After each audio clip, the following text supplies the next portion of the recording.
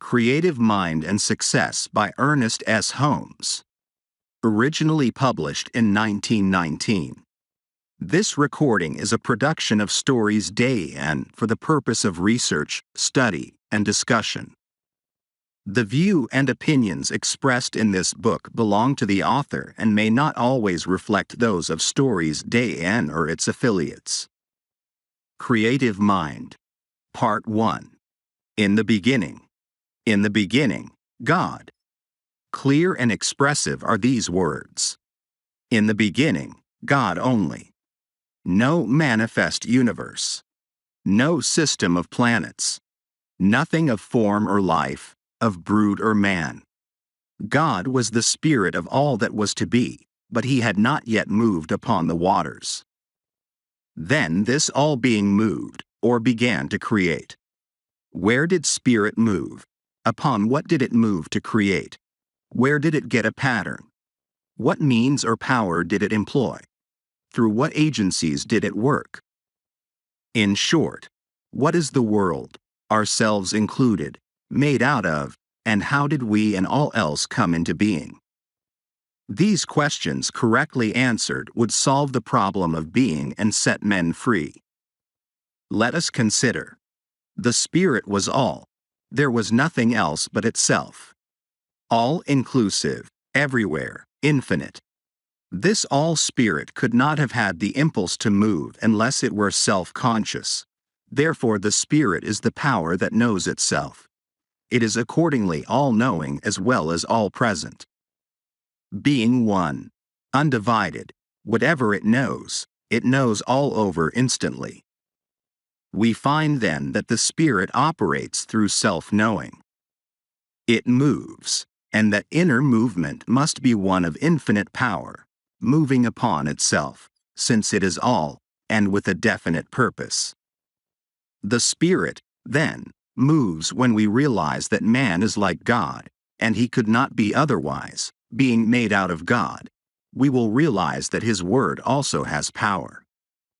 If there is but one mind, then it follows that our word, our thought is the activity of that one mind in our consciousness.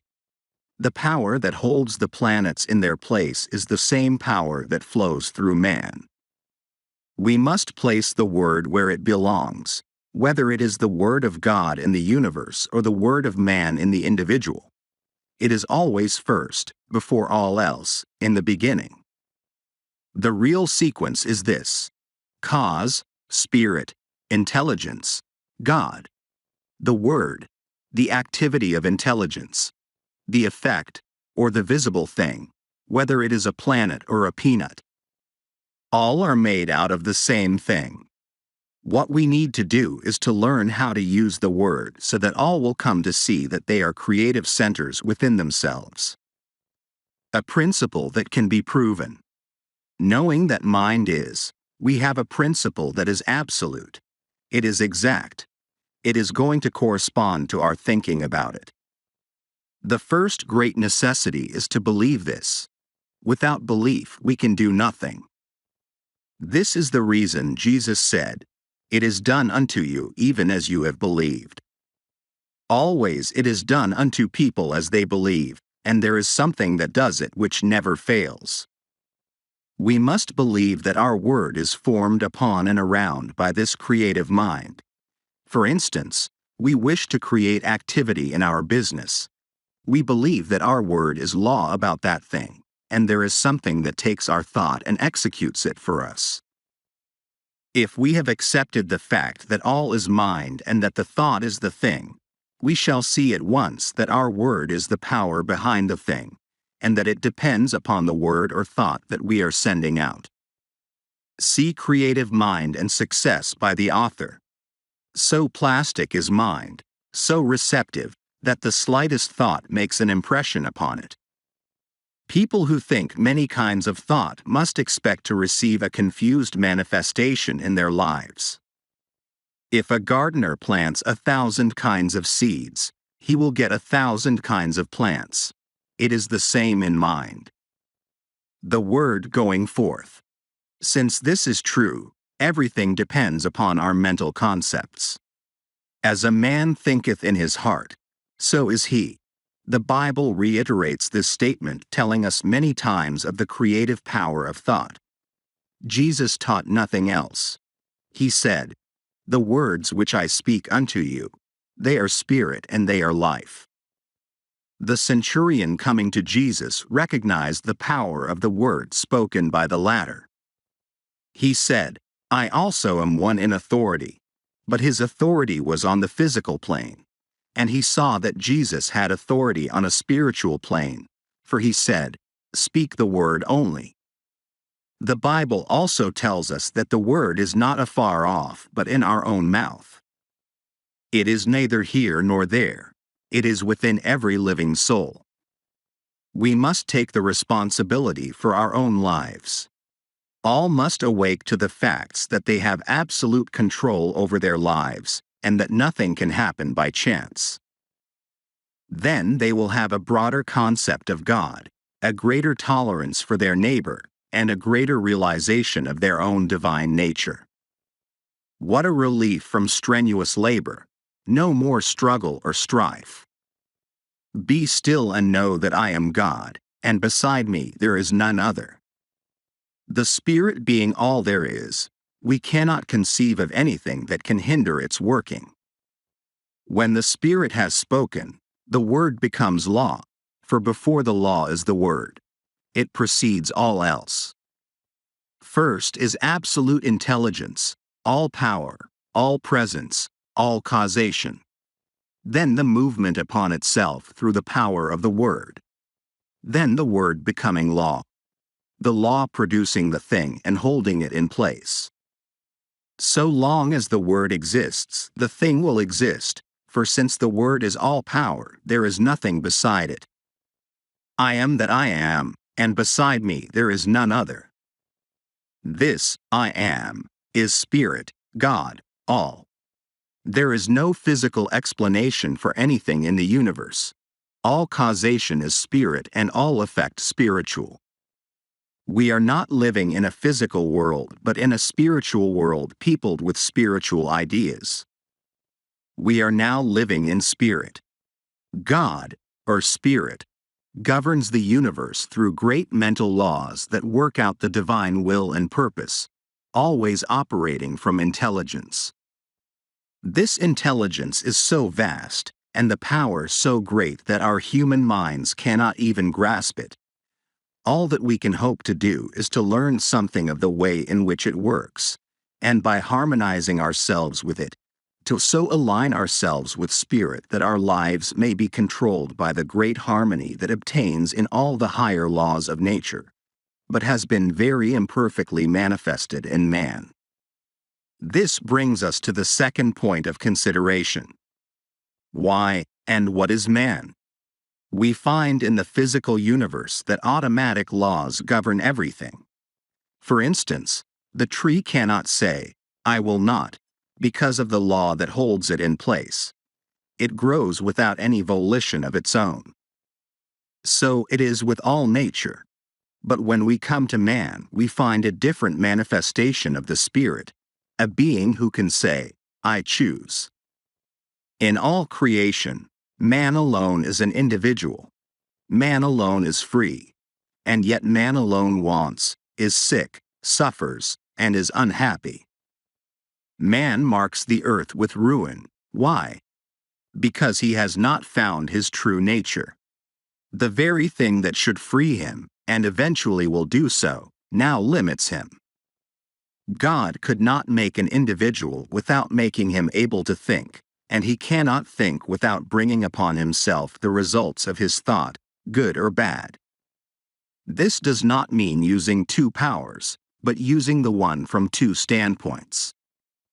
Nothing in itself is either good or bad. All things exist in mind as a potentiality. Mind is eternally acting upon thought, continually producing its own images from mind, and casting them out into manifestation. Man must be the outcome of the desire of the Spirit to make something which expresses the same life that it feels. Man is made to be a companion of the infinite, but to arrive at this exalted plane of being, He must have his freedom, and be let alone to discover his own nature, to return love to his Creator only when he chooses to do so. At the doorway, then, of man's mind this wonderful God has to wait. Behold, I stand at the door and knock.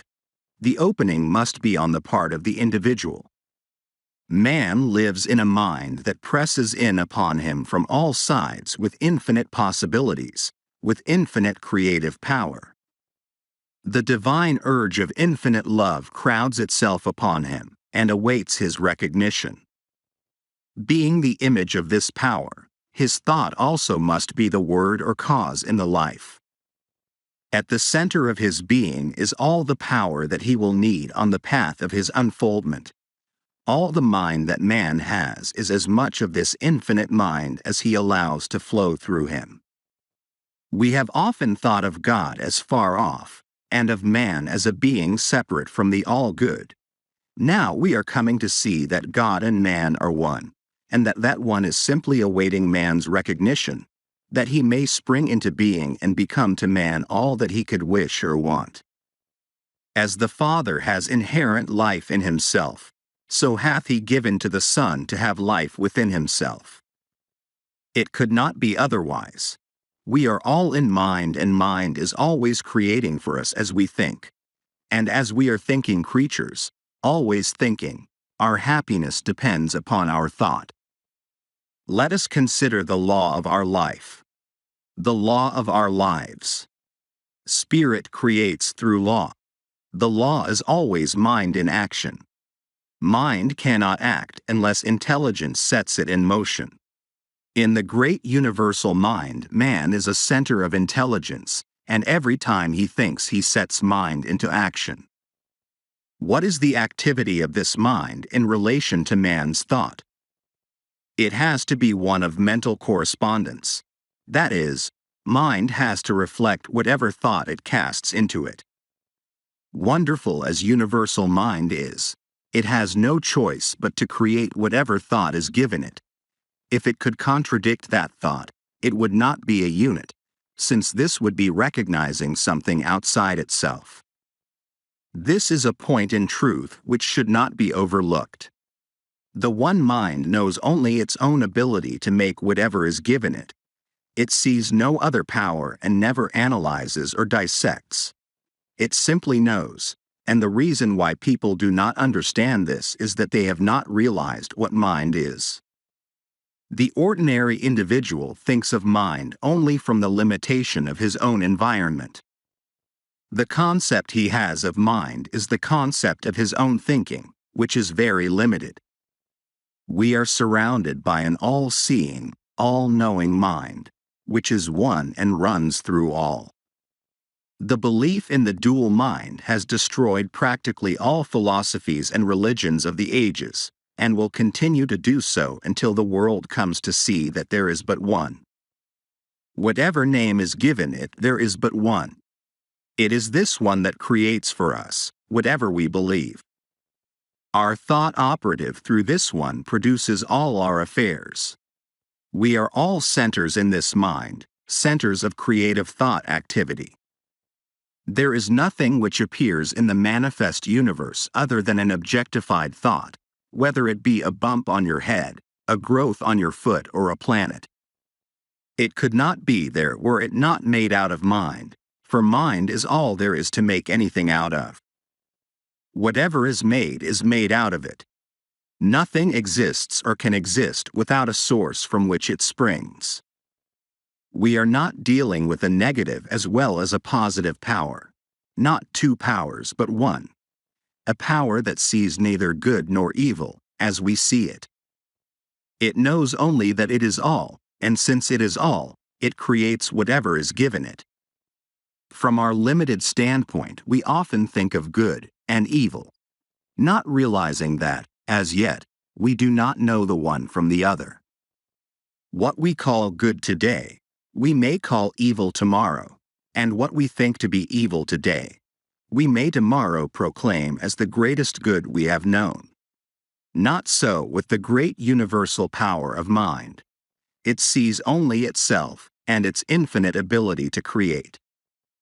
To the thinking person, this will mean much.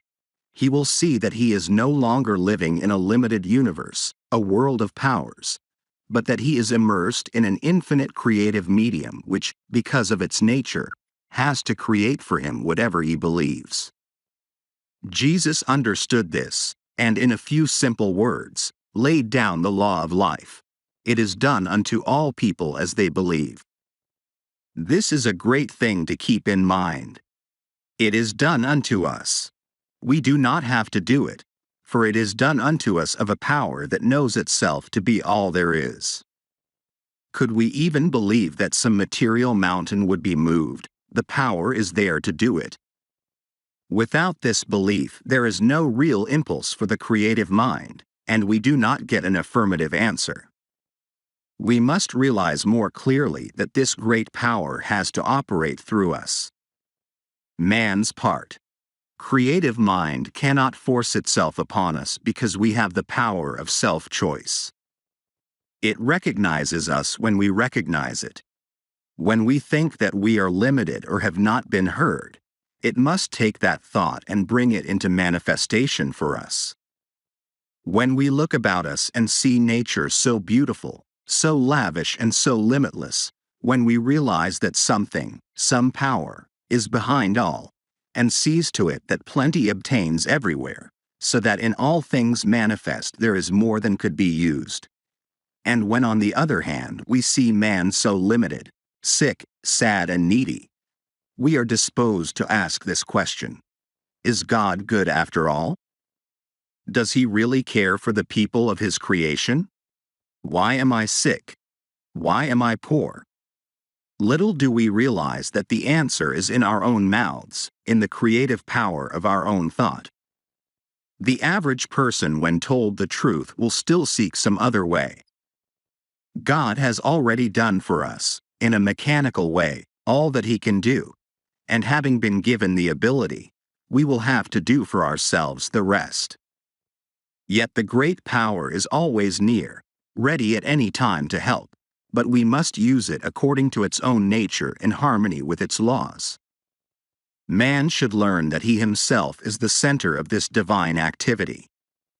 Realizing this, he must seek more and more to utilize his own divine nature, and by so doing he will come more fully under the protection of the great laws that govern all life, manifest and unmanifest.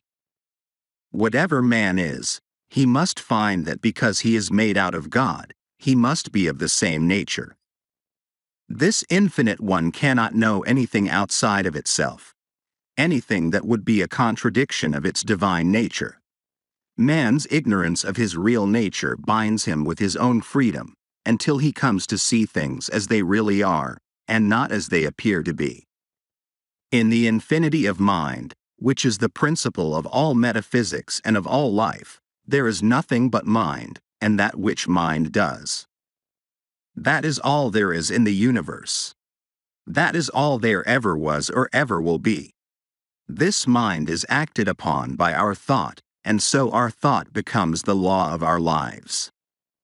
It is just as much a law in our individual lives as God's thought is in the larger life of the universe. For the sake of clearness, think of yourself as in this mind. Think of yourself as a center in it. That is your principle. You think, and mind produces the thing. One of the big points to remember is that we do not have to create. All that we have to do is to think. Mind, the only mind that there is, creates. Few people seem to understand the nature of the law and so think that they have got to do something, even if it is only holding a thought. Thinking or knowing is what does the thing. It will make it much easier for us when we realize that we do not have to make anything, just to know. That there is something back of the knowing which does the work for us. That person gets the best results who realizes that he can use this divine principle. He who can get the clearest concept of his idea, and who can rely on mind to do for him, keeping everything out of his thought that would contradict the supremacy of spirit or mind. By simply holding a thought we could not make anything, but by knowing in mind what cannot we do. Bondage and freedom. Never get away from the fact that you are surrounded by such a power. It is the principle of demonstration. It knows every thought. As we send forth our thought into it, it does unto us. The person who is ignorant of this law must by that ignorance be bound by his thought, by his human beliefs. One who understands will begin to break these ties that bind him. One by one he will destroy every negative thought until at last he is able to think what he wants to think. And so he frees himself by the use of the same power that at one time bound him. We must destroy all thought that we would not see manifest and hold to that which we would see, until we receive the affirmative answer. Never struggle. Mind makes things out of itself. There is no effort made. Don't think that there is so much to be overcome. Have only a calm sense of perfect peace as you realize that God is all, and that you are using the perfect law and that nothing can hinder it from working for you. Many people are learning to do this, and no one has yet failed to demonstrate who has been steadfast, using the law in a consistent and persistent trust. All that we have to do is to provide the right mental and spiritual attitude of mind and then believe that we already have, and the reward will be with us. We shall see it. The time will come when we will not have to demonstrate at all because we will be always living so near to the law that it will do all for us without much conscious thought on our part. So when you say, I am poor, sick or weak, I am not one with the creative mind, you are using that creative power to keep yourself away from the infinite. And just as soon as you declare that you are one with God, there is a rushing out to meet you, as the Father rushed out to meet the prodigal son. The Spirit seeketh, but as long as your mind thinks in the terms of conditions you cannot overcome. The difficulty comes from our inability to see our own divine nature and its relation to the universe. Until we awake to the fact that we are one in nature with God, we will not find the way of life. Until we realize that our own word has the power of life, we will not see the way of life. And this brings us to the consideration of the use of the word in our lives. The Word. The Word was with God, and the Word was God. The Word is nigh thee, even in thy own mouth, that thou shouldst know it and do it. What does this mean? It clearly states that whatever power there is in the Word, and it says it is all power, is also in our own mouths. There is no avoiding the fact that the Bible claims for man the same power in his own life and his own world that it claims for God. In the lives of the majority, men do not realize that the word is in their own mouths. What word? Little do we realize that this word which they are so earnestly seeking is every word they hear, think, or speak. Do we who are endeavoring to realize the greater truths of life always govern our words? If any word has power, it follows that all words have power. It is not in the few moments of spiritual meditation that we demonstrate, but we bring out the possibilities of the hidden word when we are allowing our thoughts to run in any direction. Not in the short time spent in silence, but in the long hours stretching themselves into days, months, and years, are we always using the word. An hour a day spent in silent meditation will not save us from the confusion of life. The 51% of a man's thinking is what counts. It is easy when we are alone to brave the storms of life. Surrounded by our own exalted atmosphere, we feel the strength of the infinite. We rise in spirit. We think we are experiencing the ultimate of truth, that all things are ours. These moments in a busy life are well spent, but must unavoidably be brief. But what of the rest of the day? What of the busy street, of the marketplace, and of all the daily contact with life? Do we then obtain? Do we keep on in the same even way? Or do we fall before the outer confusion of our surroundings? We are still creating the word and setting it afloat in the great ethers of life. Are these words creating for us? Yes. How necessary, then, to keep the independence of the solitude. How seldom we do this. God sent an angel to speak to me, a word he was fain I hear. And the angel brought the message and whispered it in my ear. God knew I needed the word he sent. I had lost the zest of fight, and the right was all but beaten. The wrong it was all but right. Simple the word that he sent me, but it soothed a spirit raw with the pain of too much striving. 'Twas, love fulfills the law. Few people indeed in the day in which we live are well poised. Where do we find the man who can live above his surroundings, who in his own thought can dominate all conditions, and in the midst of the crowd keep his own even way and his own counsel? When we do meet with such a person, we will know him, for we shall find on his face the image of perfect peace. We shall detect in his bearing the ease and independence that comes only to the man who has found himself and who is centered not in the outer but in the inner world. Such a character as this has the power to attract to himself all of the best in the world. He is a center toward which all else must gravitate. The atmosphere which he creates and with which he surrounds himself is one of absolute calm and peace. The world at once sees in this man a master, and gladly sits at his feet. And yet this man who has risen above the thought of the world cares not that other people should sit at his feet. He knows that what he has done all may do, and he well knows that all the teaching in the world will not produce another such as he. He knows that it is not from the teaching but from the being that true greatness springs. So this man does not go around teaching or preaching, he simply is. The man who has arrived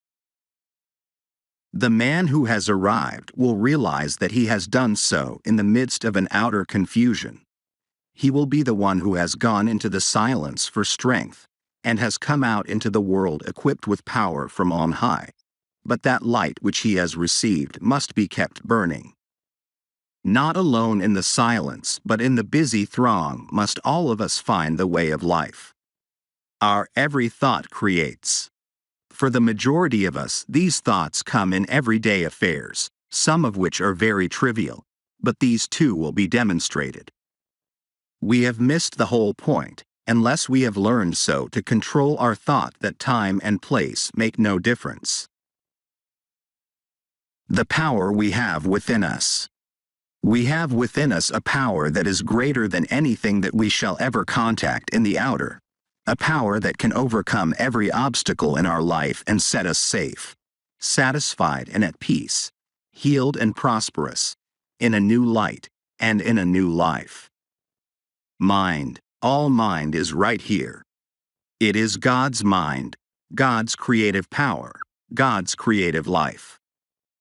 We have as much of this power to use in our daily life as we can believe in and embody. The storehouse of nature is filled with infinite good awaiting the touch of our awakened thought to spring forth into manifestation in our life. But the awakening must be on our part and not on the side of life. We stand at the gateway of limitless opportunity in the eternal and changeless now.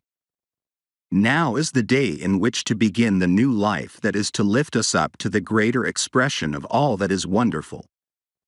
The word that we speak is the law of our life, and nothing hinders but ourselves.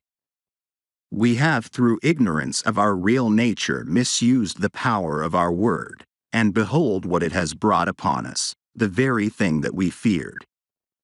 But now it shall produce a new thing, a new heaven and a new earth. Individual ideas. We find that in the universe every separate idea has a word, a mental concept behind it, and as long as that word remains, the thing is held in place in the visible world. When the concept is withdrawn, the idea in the visible melts away, disappears. It ceases to vibrate to the word, which is the law behind it. For when the word is withdrawn, the condensation of the ether that forms the word melts again into the formless. There was a time when the world was without form, and from the word alone all things were made that are made. When our word says that there is no longer life in our bodies, the life principle withdraws and our bodies return to the substance from which they came. Here is the great mystery of life, that we are able to use this creative word for whatever purpose we may desire, and that word becomes the law unto the thing for which it was spoken. And so in our lives we might say that without our word was not anything made that was made. For we are given the power to sit in the midst of our lives and direct all their activities. There is no struggle and no strife necessary. All that we have to do is to know. We must awake and with the glorified consciousness of an emancipated soul use our God-given power. The reason for the universe. This universe is the reason, first, of an infinite intelligence which speaks or thinks, and as this thought becomes active within itself, it creates from itself, at the power of its own word, the visible universe. We are living in a universal activity of mental law.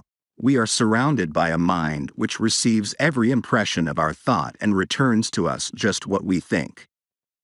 Every man, then, is living in a world made for him from the activity of his thought.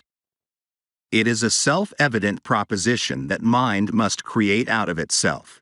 And this self being limitless, it follows that its creative power is without limit. Mind in action. Everything that we see is the result of mind in action. We all have a body and we have what is called a physical environment. We could have neither if it were not for mind. The law implanted within us is that we need nothing except ourselves and this all-wise creative mind to make anything, and that just so far as we depend upon any condition, past, present, or future, or upon any individual, we are creating chaos, because we are dealing with conditions and not with causes. Every living soul is a law unto himself, but of this great truth few people are conscious. It seems difficult for the race, which feels itself to be so limited, to comprehend the fact that there is a power that makes things directly out of itself, by simply becoming the thing that it makes, and that it does this by self-knowing. But we will not demonstrate until we see at least some of this, the greatest truth about life. We should realize that we are dealing with the principle that is scientifically correct. It will never fail us at any time but is eternally present. We can approach the infinite mind with a depth of thought and understanding, knowing that it will respond, knowing that we are dealing with reality.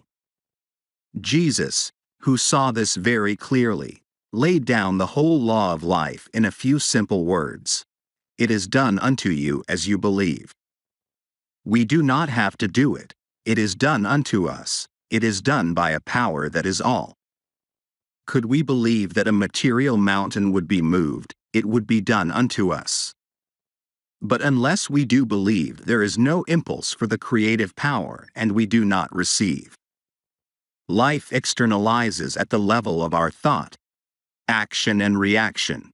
There is something that casts back at us every thought that we think. Vengeance is mine. I will repay, saith the Lord, is a statement of eternal truth and correspondences against which nothing can stand, and whatever man sets in motion in mind will be returned to him, even as he has conceived within himself and brought forth into manifestation. If we wish to transcend old thoughts, we must rise above them and think higher things. We are dealing with the law of cause and effect, and it is absolute. It receives the slightest as well as the greatest thought and at once begins to act upon it.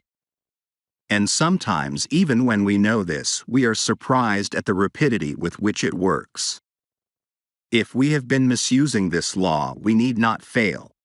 All that we have to do is to turn from the old way and begin in the new. We will soon work up out of the old law into the new which is being established for us. When we desire only the good, the evil slips from us and returns no more. Arriving at a high consciousness. The best way to arrive at the highest consciousness is to have a great faith in the willingness and the ability of life to do all for us, by working through us. We must believe in the inherent goodness and all-powerfulness of the Spirit of Truth. And so, every path leads us back to the one point, and we must learn to realize the near presence, the great reality. There, through the door of our own thought, we enter into the universal consciousness, into a complete realization of life and truth, of love and beauty. And as we sit in the silence of our own souls and listen, it will be the greatest thing that we will ever do. In that completeness we are lost and yet we are found. This is what is meant that a man must lose his life in order to find it. We are lost to the human and found in the divine. We realize that we are one with cause. Outer suggestions. Nearly all people are controlled by outer suggestions and not by inner realizations. Ordinarily, man thinks only what he sees others do and hears others say. We must all learn so to control the inner life that outside things do not make an impression upon our mentalities. As we are thinking beings, and cannot help thinking, we cannot avoid making things happen to us, and what we need to do is so to control our thought processes that our thinking will not depart from the realization of that which is perfect. Man is governed by a mind which casts back to him every thought he thinks. He cannot escape from this and need not try. It would be useless. The laws of mind are simple and easy to understand. The trouble with us has been that we have laid down great obstructions and then have tried to overcome them. Stop trying. Stop struggling. Begin to be calm, to trust in the higher laws of life, even though you do not see them. They are still there. Did you ever see the law that causes a plant to grow? Of course you did not, and yet you believe in this hidden law of growth. Why do you believe? Simply because every year, out of the seed time comes a harvest. Shall we not have as great faith in the higher laws of being? To those souls who have dared to believe has come as definite an answer as came to those who believed in receiving a harvest from the planted seed. This law is, and if we would see results, we must use it. That is, we must provide the mental receptivity that will prepare us to accept the gift when the Spirit makes it. This receiving is a mental process, a process in which we lose all sense of limitation. If you wish to demonstrate prosperity, begin to think and talk about it, and to see it everywhere. Do nothing that contradicts this thought either mentally or physically. The world is full of good. Take it and forget all else. Rise above depression and be glad that you are saved from adversity. The human mind needs to be cleansed from the morbid thoughts that bind through its false beliefs. No living soul can demonstrate two things at the same time, if one contradicts the other. There is no way except to let go of all that you do not wish to come into your experience, and, in mind, take all that you do wish. See, hear, talk about, and rate only what you wish, and never again let a negative thought come into your mind. God knows good only. And when we are in line with good, He knows us. When we are out of harmony with good, we say, God has forgotten us. On the one hand, we have an infinite intelligence which has brought us up to where we are today, and having done all that it can for us now lets us alone to discover our own nature. On the other hand, we have the infinite law, which is an activity of God, and we can use it for what we will, only with this provision, that, in so far as we use it for the good of all, are we protected. The law obtains through all nature that as a man sows, so must he reap. Now the Father has brought us to where we can understand life, and we must go as we choose. If we are in harmony with the great forward movement of the Spirit, there is nothing that can hinder our advancement. If we oppose it, somewhere along our pathway it will crush us. As with individuals, so with nations. In so far as they work with a right spirit, they prosper. When they begin to fail in the use of this law, they begin to fall. He who understands will take the position of one who wishes to work in union with the power of good. And to such an one will come all the power that he can conceive of and believe in. His word becomes an expression as the very word of God, and he must realize it to be all-powerful. So the one who is truly united with good will wish to express only the truth for all. And in doing so, he is working along the lines of the unfoldment of the Spirit, and though he may seem to fail, from the ordinary standpoint, yet his success is assured. For he is at one with the only ultimate power before which, in time, all else must fall. The use of the greater consciousness. In practice, the emancipated soul must always realize that he is in union with the Father.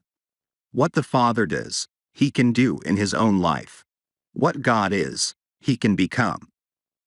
His word must be spoken with absolute authority. He must know. There should be no uncertainty. The word is the only power. Everything must come from it, and nothing can stand against it. It is the great weapon which he is to use against all evil and for all good. It is his shield against all adversity and his sure defense against all seeming limitation. The secret place of the Most High is in his own soul, where God dwells in eternal peace and infinite calm. Here he walks the waters of life undisturbed by the waves and the storm. Divine companionship is his for all eternity.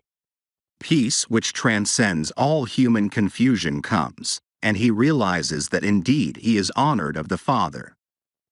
His word is flung out and will work, and none can hinder it. The sense of sureness is complete. Heaven and earth may pass away, but the word goes on and on accomplishing that thing for which it was sent, and all power is given to it on earth and in heaven. If he speaks to the sick and they receive, it will heal them. If he says the word of prosperity, it will manifest, and nothing can hinder it. The world will abound with good, and his cup run over with life. What more can we ask?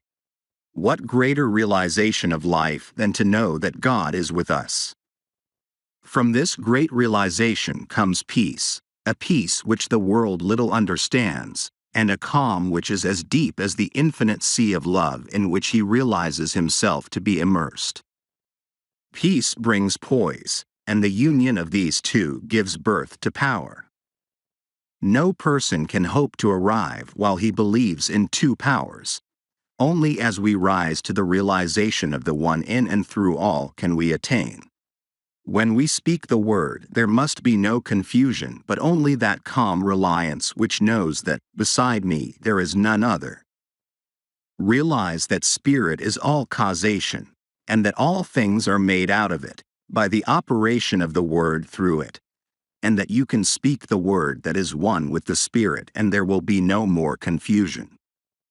As the Father has inherent life in himself, so has he given to the Son to have inherent life within himself. Speak the word only, and it shall be done. The word is in your own mouth, that ye should know it and do it. Stranger on earth, thy home is heaven. Pilgrim, thou art the guest of God. The greater consciousness. Man is surrounded by a great universal thought power which returns to him always just as he thinks. So plastic, so receptive is this mind, that it takes the slightest impression and molds it into conditions. There are two things in man which his thought affects: his body and his environment. At all times, he is given absolute control over these two things, and from the effect of his thought upon them he cannot hope to escape. At first, being ignorant of this fact, he binds himself by a misuse of the laws of his being. But as he begins to see that he himself is responsible for all that comes to him on the path of life, he begins to control his thought, which in its turn acts on the universal substance to create for him a new world. The great soul is learning more and more to dare to fling out into mind a divine idea of himself, and to see himself perfect and whole. If he has a divine thought, he will get a divine thing. If he has a human thought, he will get a human thing. He will receive whatever his innermost thought embodies. And so we find in the Bible twice repeated these words. To the pure thou wilt show thyself pure, and to the froward thou wilt show thyself froward. It is done unto all as they believe. We often wonder why it is that we are not making better demonstrations. We look about and observe that some are getting wonderful results. They are speaking the word and people are being healed. We see others struggling along with the word, and nothing seems to happen. And when we inquire into the reason for all this, we find it to be very plain indeed. All is mind, and we are mental. We are in mind and can only get from it what we first think into it. We must not only think, but we must know. We have to provide within ourselves a mental and spiritual likeness for the thing desired. The reason why so few succeed, then, must be because they have not mentally really believed to the exclusion of all that would deny the thing which they believe in. And the reason why others do succeed must also be because they have absolutely believed and allowed real power to flow through and out into expression. They must have a real concept of life. Hold an object in front of a mirror and it will image in the mirror the exact size of the object. Hold a thought in mind and it will image in matter the exact likeness of the thought. Let us take this image which we hold before a mirror and change it ever so slightly, and there will be a corresponding change in the reflection. It is just the same in the mental world. Whatever is imaged is brought forth from mind into manifestation. We must not deny that which we affirm. We must reason only from that cause which is spiritual and mental and weed out all thought that would deny its power in our lives. There seems to be something in the race thought that says man is poor, man is limited, that there is a lack of opportunity, that times are hard, that prices are high, that nobody wants what I have to offer. No person succeeds who speaks these ideas. When we express ourselves in this way, we are using a destructive power. All such thoughts must go. And we must all realize that we are an active center in the only power there is. We must get the perfect vision, the perfect conception. We must enlarge our thought until it realizes all good, and then we must swing right out and use this almighty power for definite purposes. We should daily feel a deeper union with life, a greater sense of that indwelling God, the God of the everywhere, within us. When we speak into this mind, we have sown the seed of thought in the absolute and may rest in peace. We do not have to make haste, because it is done unto all as they believe. In that day that they shall call upon me, I will answer. People will often ask, what is the best method for demonstration? There is but one answer to that question. The word is the only possible method of demonstrating anything.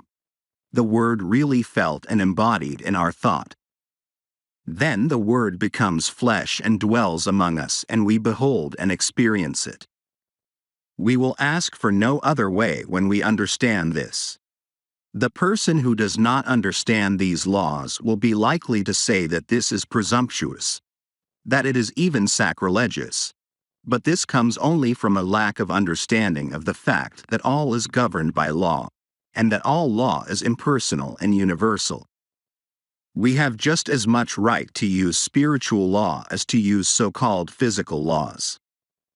Strictly speaking, there is no such a thing as a physical law, as all things are spiritual and all law is a law of the activity of the Spirit. The greatest use of these laws will always come to that soul who is the most deeply spiritual. As such, and one comes the nearest to using law as God uses it. So, to the really great soul, there must come a very close relationship with the invisible God. This relationship cannot be expressed in words but only in inner feeling which transcends the power of words to express.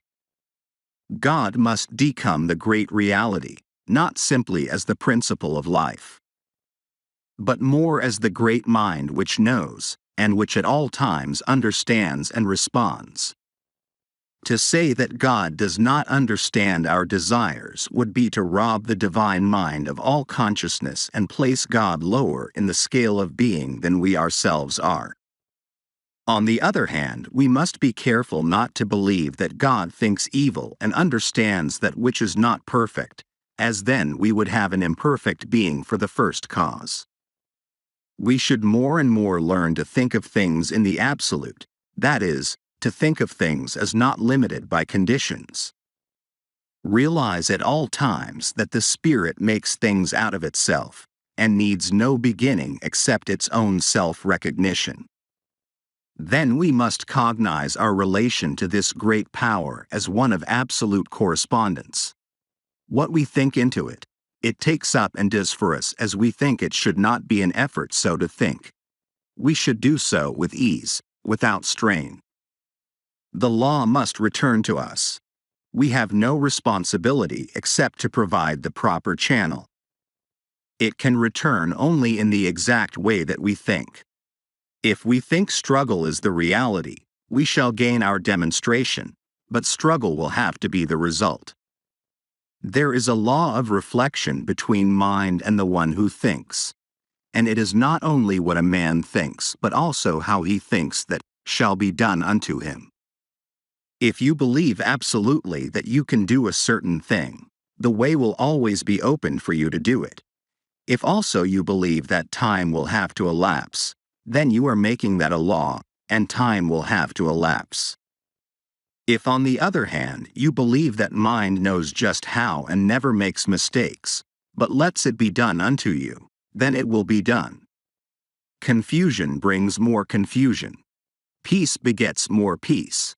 We cannot imagine the Great Spirit hurrying or worrying, fretting or trying to make anything happen. The only reason we worry and fret is because we have thought there was some other power which could bring confusion. Such is not the case.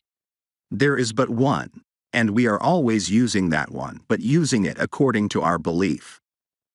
This is our divine birthright. Nothing hinders but ourselves. Remember that since all is mind, you cannot demonstrate beyond your ability to comprehend mentally, that is, beyond your ability to know about a certain thing. For instance, suppose you wish to heal someone who is sick. Your ability to do this will depend entirely upon your ability to see perfection mentally, coupled also with the realization that your word destroys everything unlike itself. If you try to see perfection for a few minutes only, it will never heal. Your thought goes on at all times, and in the moments when you least realize it, conditions are being molded for you. It is not enough to declare consciously for the truth. The truth must be lived or no good results will be forthcoming.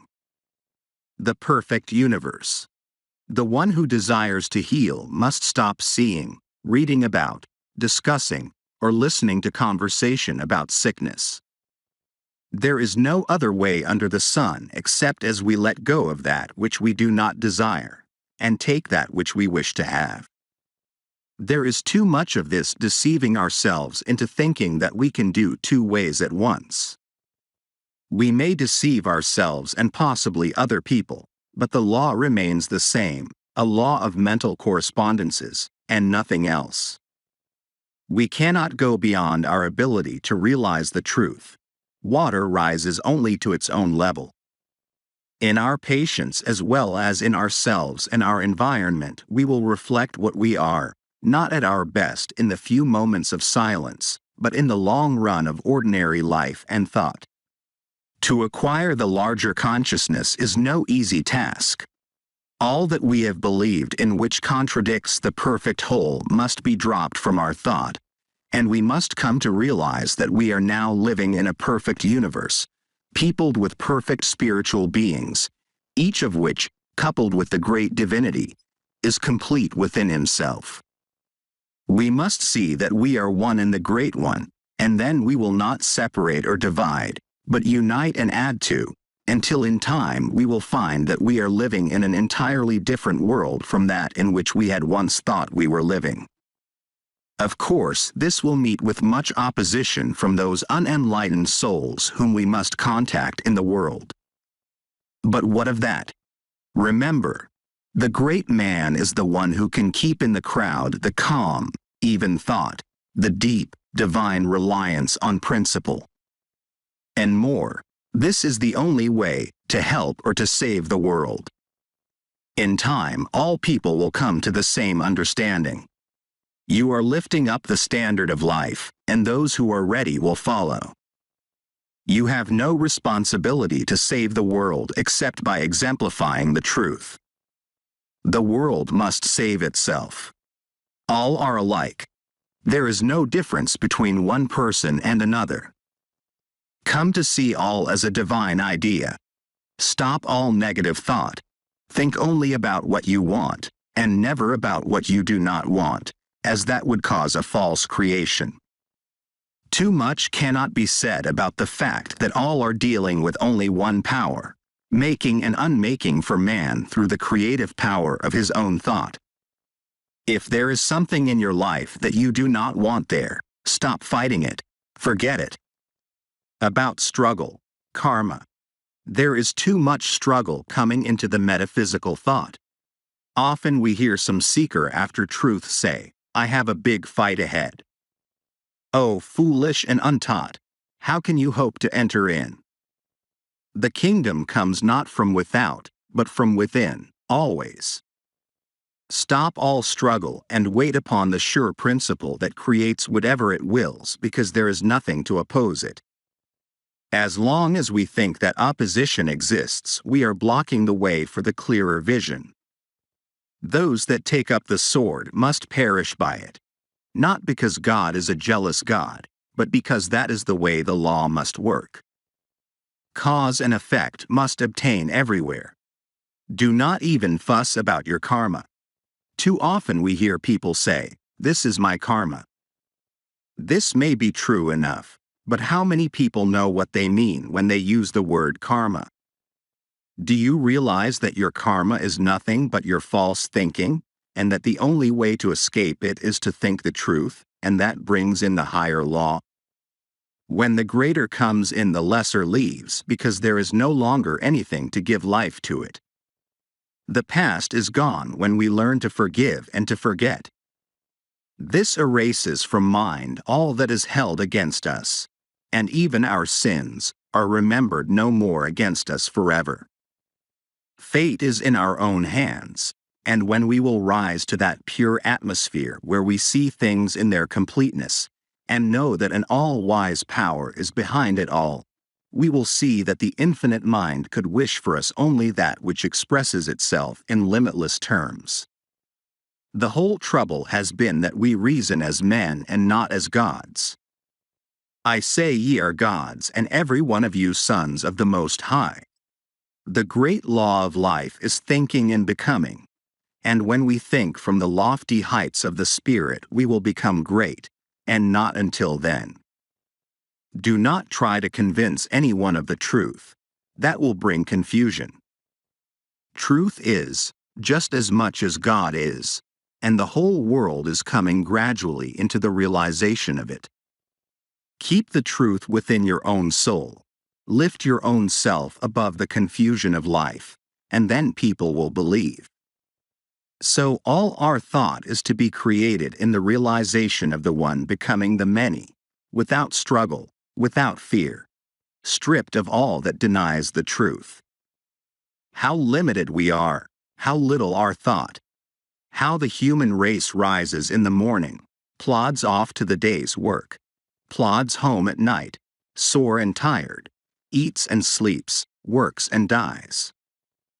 As has been said of man, man works hard to get money to buy food, to get strength to work hard, to get money to buy food, to get strength to work hard, to get money, etc. This was never intended. It is the curse imposed on the man who believed in two powers, one of good and one of evil. To us there has come a greater vision, and to those who believe and act as though it were true, it is proving itself. We must turn from all human thought and experience. We are not downtrodden, depraved and miserable sinners, born in sin and conceived in iniquity and shame, some to go to heaven and some to hell, and all to the eternal glory of God. This is a lie. It always was and always will be. But as long as we believe in a lie, it seems to be present with us. Man is born of the Spirit of God Almighty, is pure, holy, perfect, complete and undefiled, is at one with his eternal principle of being.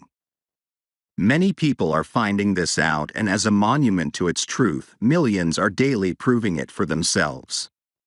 Somewhere down the path of human experience, we will all awake to the realization that we ourselves are heaven or hell. We live in spirit, awaiting the touch of thought that believes. All people look, a few see. Part 2. Practice. Introductory.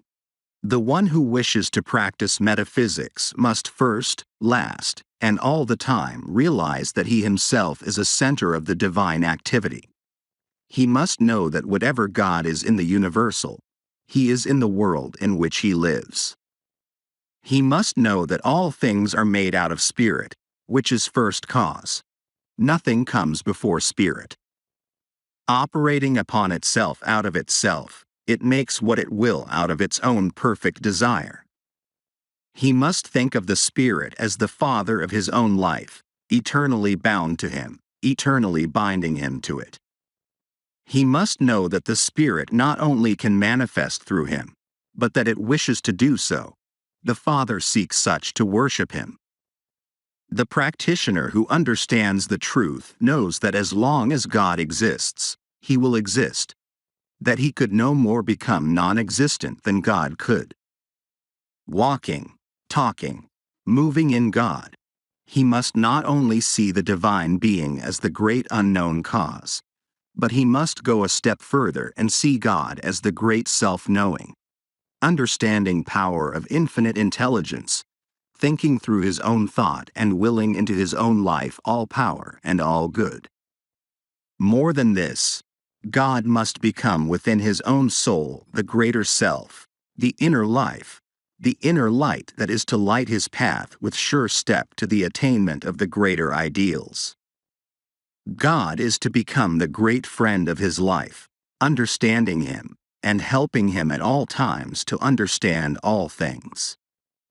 No more books, no more teachers, no more preachers, creeds or candlesticks will he ever need. The old methods must vanish into their native nothingness, as the great realization that God is all in his life dawns upon his awakened thought. Not is the squire, when the king's at hand. Withdraw the stars, when dawns the sun's brave light. He must know that not height, nor depth, nor any other thing, can come between the soul and its perfect Creator. Too long have we listened to people. Now our own soul shall speak in a language that is unmistakable. Now shall we ourselves become masters of all life and interpreters of all mysteries. Now my Father and I are one. As the Word of God goes forth and sets in motion the all-law, so must we realize, because we are one with the Word, that our own thought has the power of expression. The one who wishes to heal must come to see all evil as impersonal, fastening it to no one, but realizing that it is simply false thought. The healer knows that the word which he is to speak will destroy this false impression, and by erasing it, it will vanish. There should be absolutely no sense of responsibility beyond speaking the word in positive faith, knowing. All struggle belongs to the old order. In the new peace takes the place of confusion. Faith answers the cry of doubt and fear, and the word is supreme. We must know that our word is law, and cannot be set aside by the false thought of the world. Every time that we state a truth, we must know that that truth destroys all that is unlike itself and frees the thought of the one whom we wish to help and to heal. This word must become the new law which frees. People are sick because they think sickness and will be healed only when they turn from this kind of thought and begin to think in terms of health.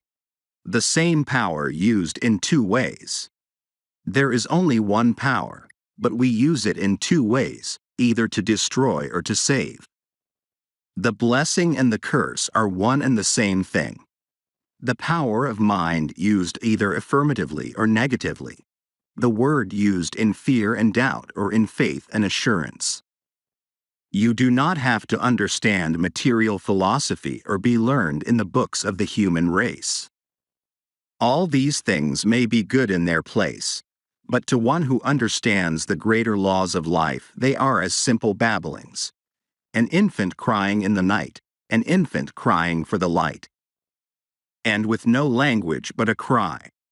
We no longer cry, we know. We no longer ask if there be a God, or if we dare to speak to him lest we die. We do not analyze, dissect, affirm, or deny, we know. We trust our own word because first we know in whom we have believed. The sooner the one who is striving to attain will realize that truth must become revealed through his own soul, and not that of another, the sooner he will attain. We must then become immune from the race suggestion of an hypnotic power that sets itself up as an authority. There is no other authority than your own soul, as there is no law but that your soul has set. Leave authorities to smaller minds, and to those who need a leader because of this their own self-confessed weakness, and be free. Dare to stand amidst the eternal way, and proclaim your own atonement with all the power that there is, was, or ever will be. Practically, the whole human race is hypnotized, thinking whatever it is told to think. We get our concepts from our physical environment. We say, see sin, sickness and death, misery, unhappiness and calamity. And this concept we are giving to the creative, impersonal mind, and so we are making a law for ourselves that will produce what we believe in. Do we really know what law means? It means that which will exact the utmost farthing from our thought. Like produces like, attracts like, creates like. If we could see our thought and take a picture of it and of our conditions, we would see no difference between the two, for they are really but the inside and the outside of the same thing. We cannot make affirmations for 15 minutes a day and spend the rest of our time denying the thing which we have affirmed, and affirming the thing which we have denied, and obtain the results which we seek. We send out the word and it sets the power in motion. Then we think the opposite thing which neutralizes the first word, and zero is the result. We cannot demonstrate one iota beyond our mental ability to conceive and steadfastly to embody. Infinite as creative power is, receptive and quick as it is, it can only become to us what we first think into it. God can do for us only what he can do through us. Dare to say, behold, I am he. Great men have come and gone, and behold, a greater now stands here where I stand, and I am that one. The world will laugh and perhaps scorn. The Christian world will hold up its hands in holy horror, lest you blaspheme. The unchristian world will smile knowingly. Neither the one nor the other will understand. but the understanding of either counts for nothing. You are now free, and your freedom will yet save the world from itself. The great soul finds within himself the divine companionship which he needs. He finds within himself the peace which passeth all understanding, and the power to do all things. All power. He speaks, his word is law, and it is done unto him of all the power there is. His word knows itself to be the law of life unto all for whom it is spoken and who receive it. Healing the sick. We shall be called upon to heal all manner of disease, to comfort the sorrowing and to bring peace to the distressed. First, we must heal ourselves. When we are healing others, we are also healing ourselves. A healer's work takes place within himself. This idea of sending out thought and holding thought is all a mistake. Things come into being not only by taking thought, but by knowing that the word is infinite. This word is in your own mouth, and there alone can it be spoken. Here your responsibility begins, and here it ends, in your own mouth. You must feel no responsibility for the recovery of your patient, for it brings confusion and disturbance to be always wondering if it is working. It must work, if you have the sure faith, and your patient is receptive. You are dealing with the same power that said, "Let there be light," and there was light. If your patient is suffering from a belief that he is dying of some dread disease, you must know that when you speak the word it will destroy this false belief and set him free. There must be no doubt about the power in the word which you speak. It should be said in perfect calm, in peace, and with absolute faith that it will work. This word then establishes the law of life unto the patient. It casts out all fear. It destroys all false sense of a material life and realizes that all is an expression of a perfect God, and so leaves nothing that can sin, be sick, suffer, die. When you are as sure of this as that you breathe, when you truly know within yourself, your patient will be healed, provided he also believes. If he does not believe, it is not your fault, and you will have done for him all that can be done. Denials. Some people teach the use of denials. This must be settled by each individual for himself. Here and at all times we must settle every question from within and not from without. No living soul can say how another should or should not work. Beware of the danger of a self-appointed authority. This danger is as apt to come into new thought as it was in the old. No one is your authority on anything. Let us look into the philosophy of denials. We find that many people teach and practice them, and we do not wish in any way to criticize them. Their reasoning is this: all disease is an image of thought held in mind until it appears in the body. It is true that without the ability to think, man could not be sick. If he thinks a sick thought, it will make him sick. When he changes his thought and thinks health, he is healed.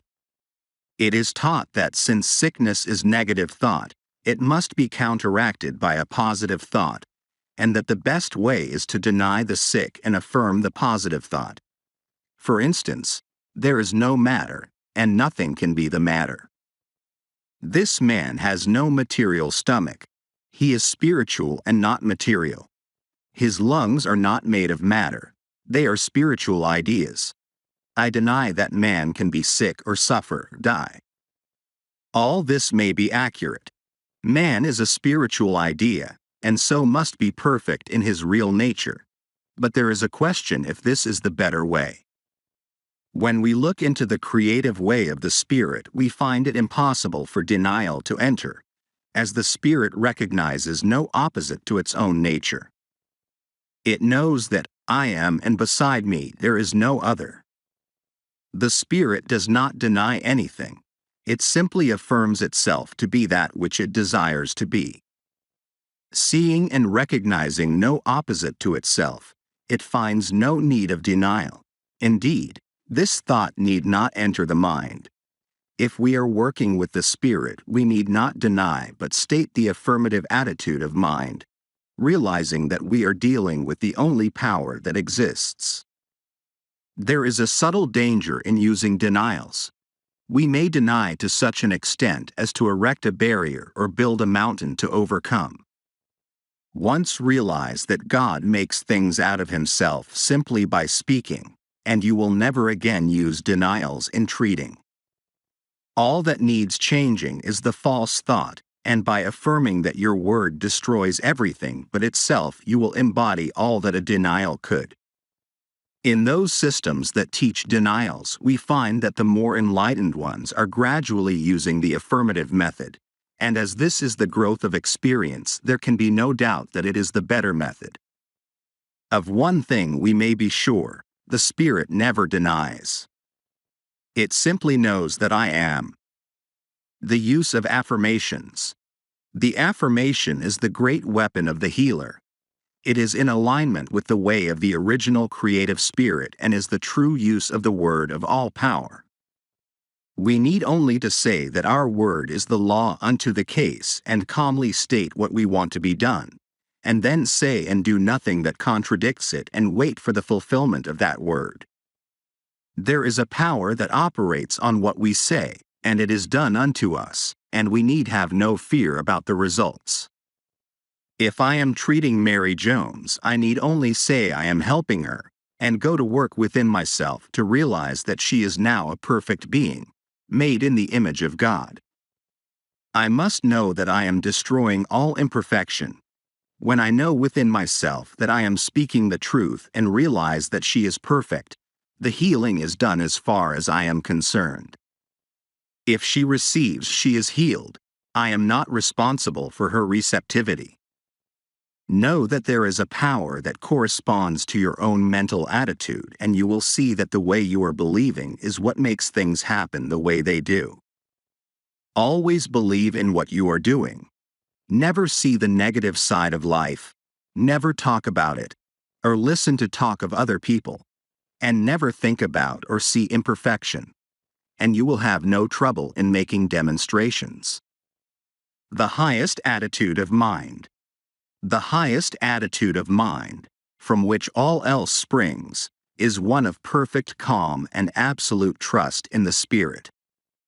The one who can with perfect confidence look into the future and with perfect ease of mind rest in the present, and who never looks backward, but who has learned to be still in his own soul and wait upon the Spirit, he is the one who will the most completely demonstrate the supremacy of spiritual thought over all so-called material resistance.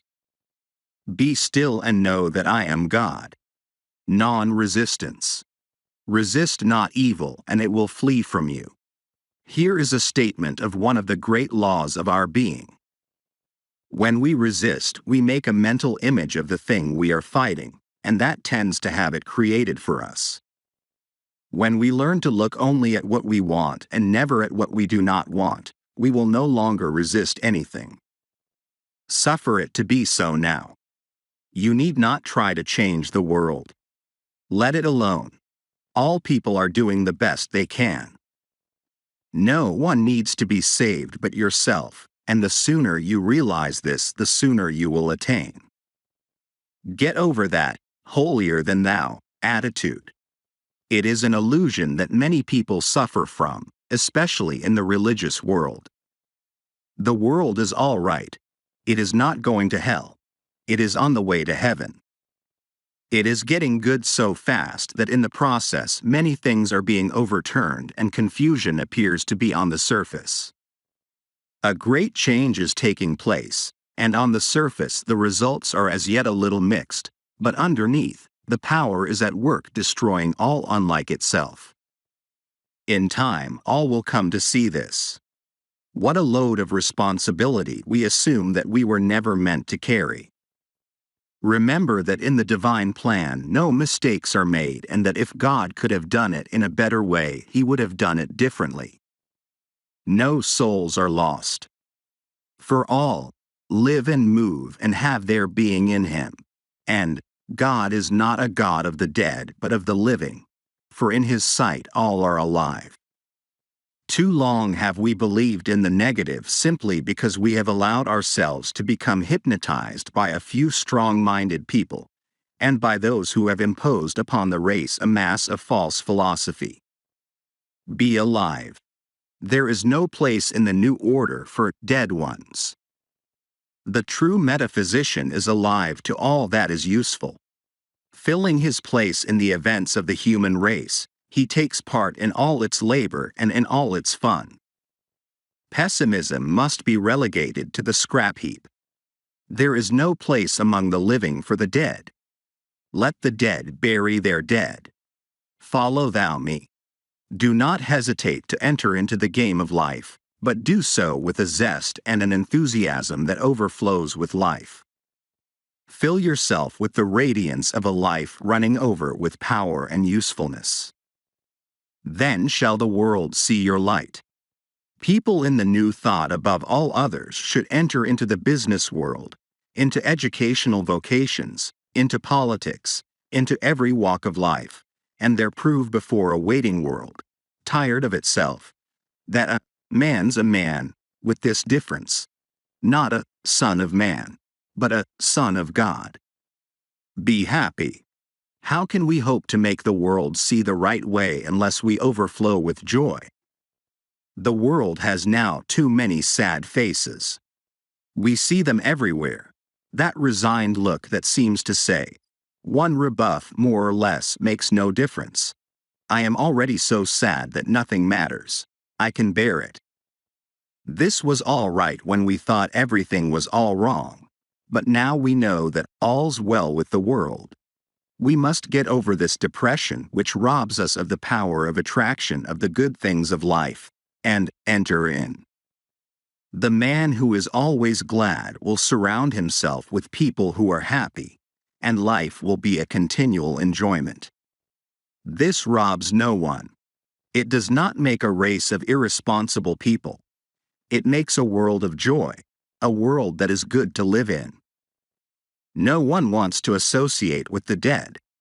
People are looking for a more abundant expression of life, not for depression and fault-finding. Find fault with no one, and more than this, find no fault with yourself. Get over the thought of condemning people and things. People and things are all right.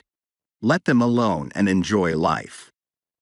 Your very atmosphere will cheer and uplift the people who contact you, and a new life will enter into them. Overflow. As it's given me to perceive, I most certainly believe when a man's glad plumb through, God's pleased with him same's you. Live in the present. Life is for us today. There will be no change for tomorrow unless we do the changing today. Today we are setting in motion the power of tomorrow. Today is God's day, and we must extract from it what of life we are to live. Tomorrow in the divine course of events will care for itself. The soul that learns to live in the great gladness of today will never weary of life but will find that he is living in an eternal here and now. Now, all good is his. Now, all life, truth and love are his. Now, he has entered in, and the good things of life are his today.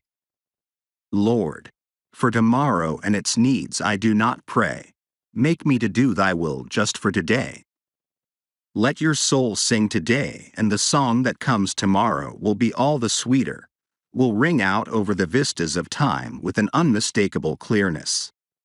Here is a soul who knows himself and has found life within himself, who has met God today. No more waiting, no more longing, no more weary roads to travel. He has arrived. The goal is won and peace has come at last. Today, see the good in all things. Learn to see God in all manifestation, in all people, through all events. The ordinary person sees only the lump of matter. Not so with the awakened soul. He sees in all things the divine mind at work, molding out into expression what it feels itself to be of life, of color, of form and beauty. There are some illusioned ones who claim that what we see is all false, and that the so-called material universe is an unreality. What a mistake!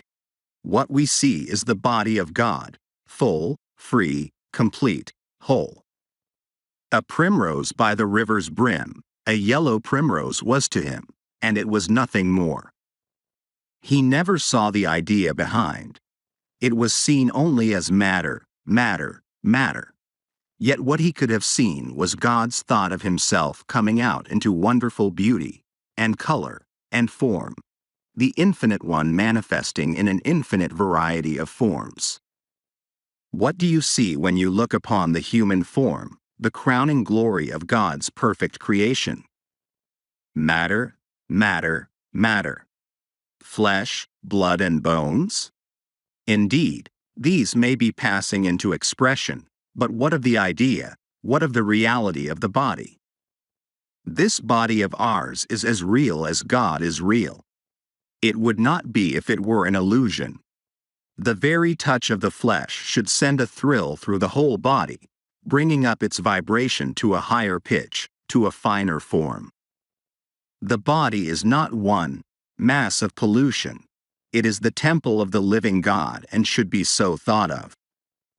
Too long have we condemned it, and now we must free it by reversing the process. Of all things on earth, the human body is the most beautiful, the most wonderful and the most godlike. If you do not love your brother whom you have seen, how can you love God whom you have not seen? Human magnetism is not hypnotism. It is the divinity of man in expression. And when we learn to convert human passion into divine love, to transmute the lower into the higher, we shall have with us a power of attraction against which nothing can stand. He who hath ears to hear, let him hear. When we behold a beautiful sunset, we should see the wonderful thought of God, the radiance of His presence. In the strength of the hills, we should see the strength of the Spirit. And seeing all things as spiritual ideas, we should learn to love them, because God has made them and given them to us to use. The soul who in ecstasy can rush up to a tree and embrace it realizes more of God than all the bigoted priests who have ever lived. The one who can sniff the ocean breeze with delight feels the presence of the divine being more keenly than does the one who kneels in despair before an awful God of justice. Learn then how to appreciate nature and nature's God. Spend much time in the out of doors. Look up at the stars.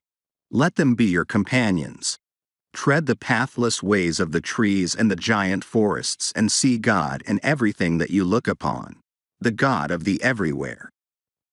Be expectant. Expect the best to happen. Don't sit around waiting for trouble. Have absolutely nothing to do with it. It is no part of the divine plan. It is an illusion of the material sense. One who has learned to trust will not be surprised even when he finds things coming from the most unexpected sources. All things are man's to use and then let go of. What more can we ask? We want nothing that we have to keep.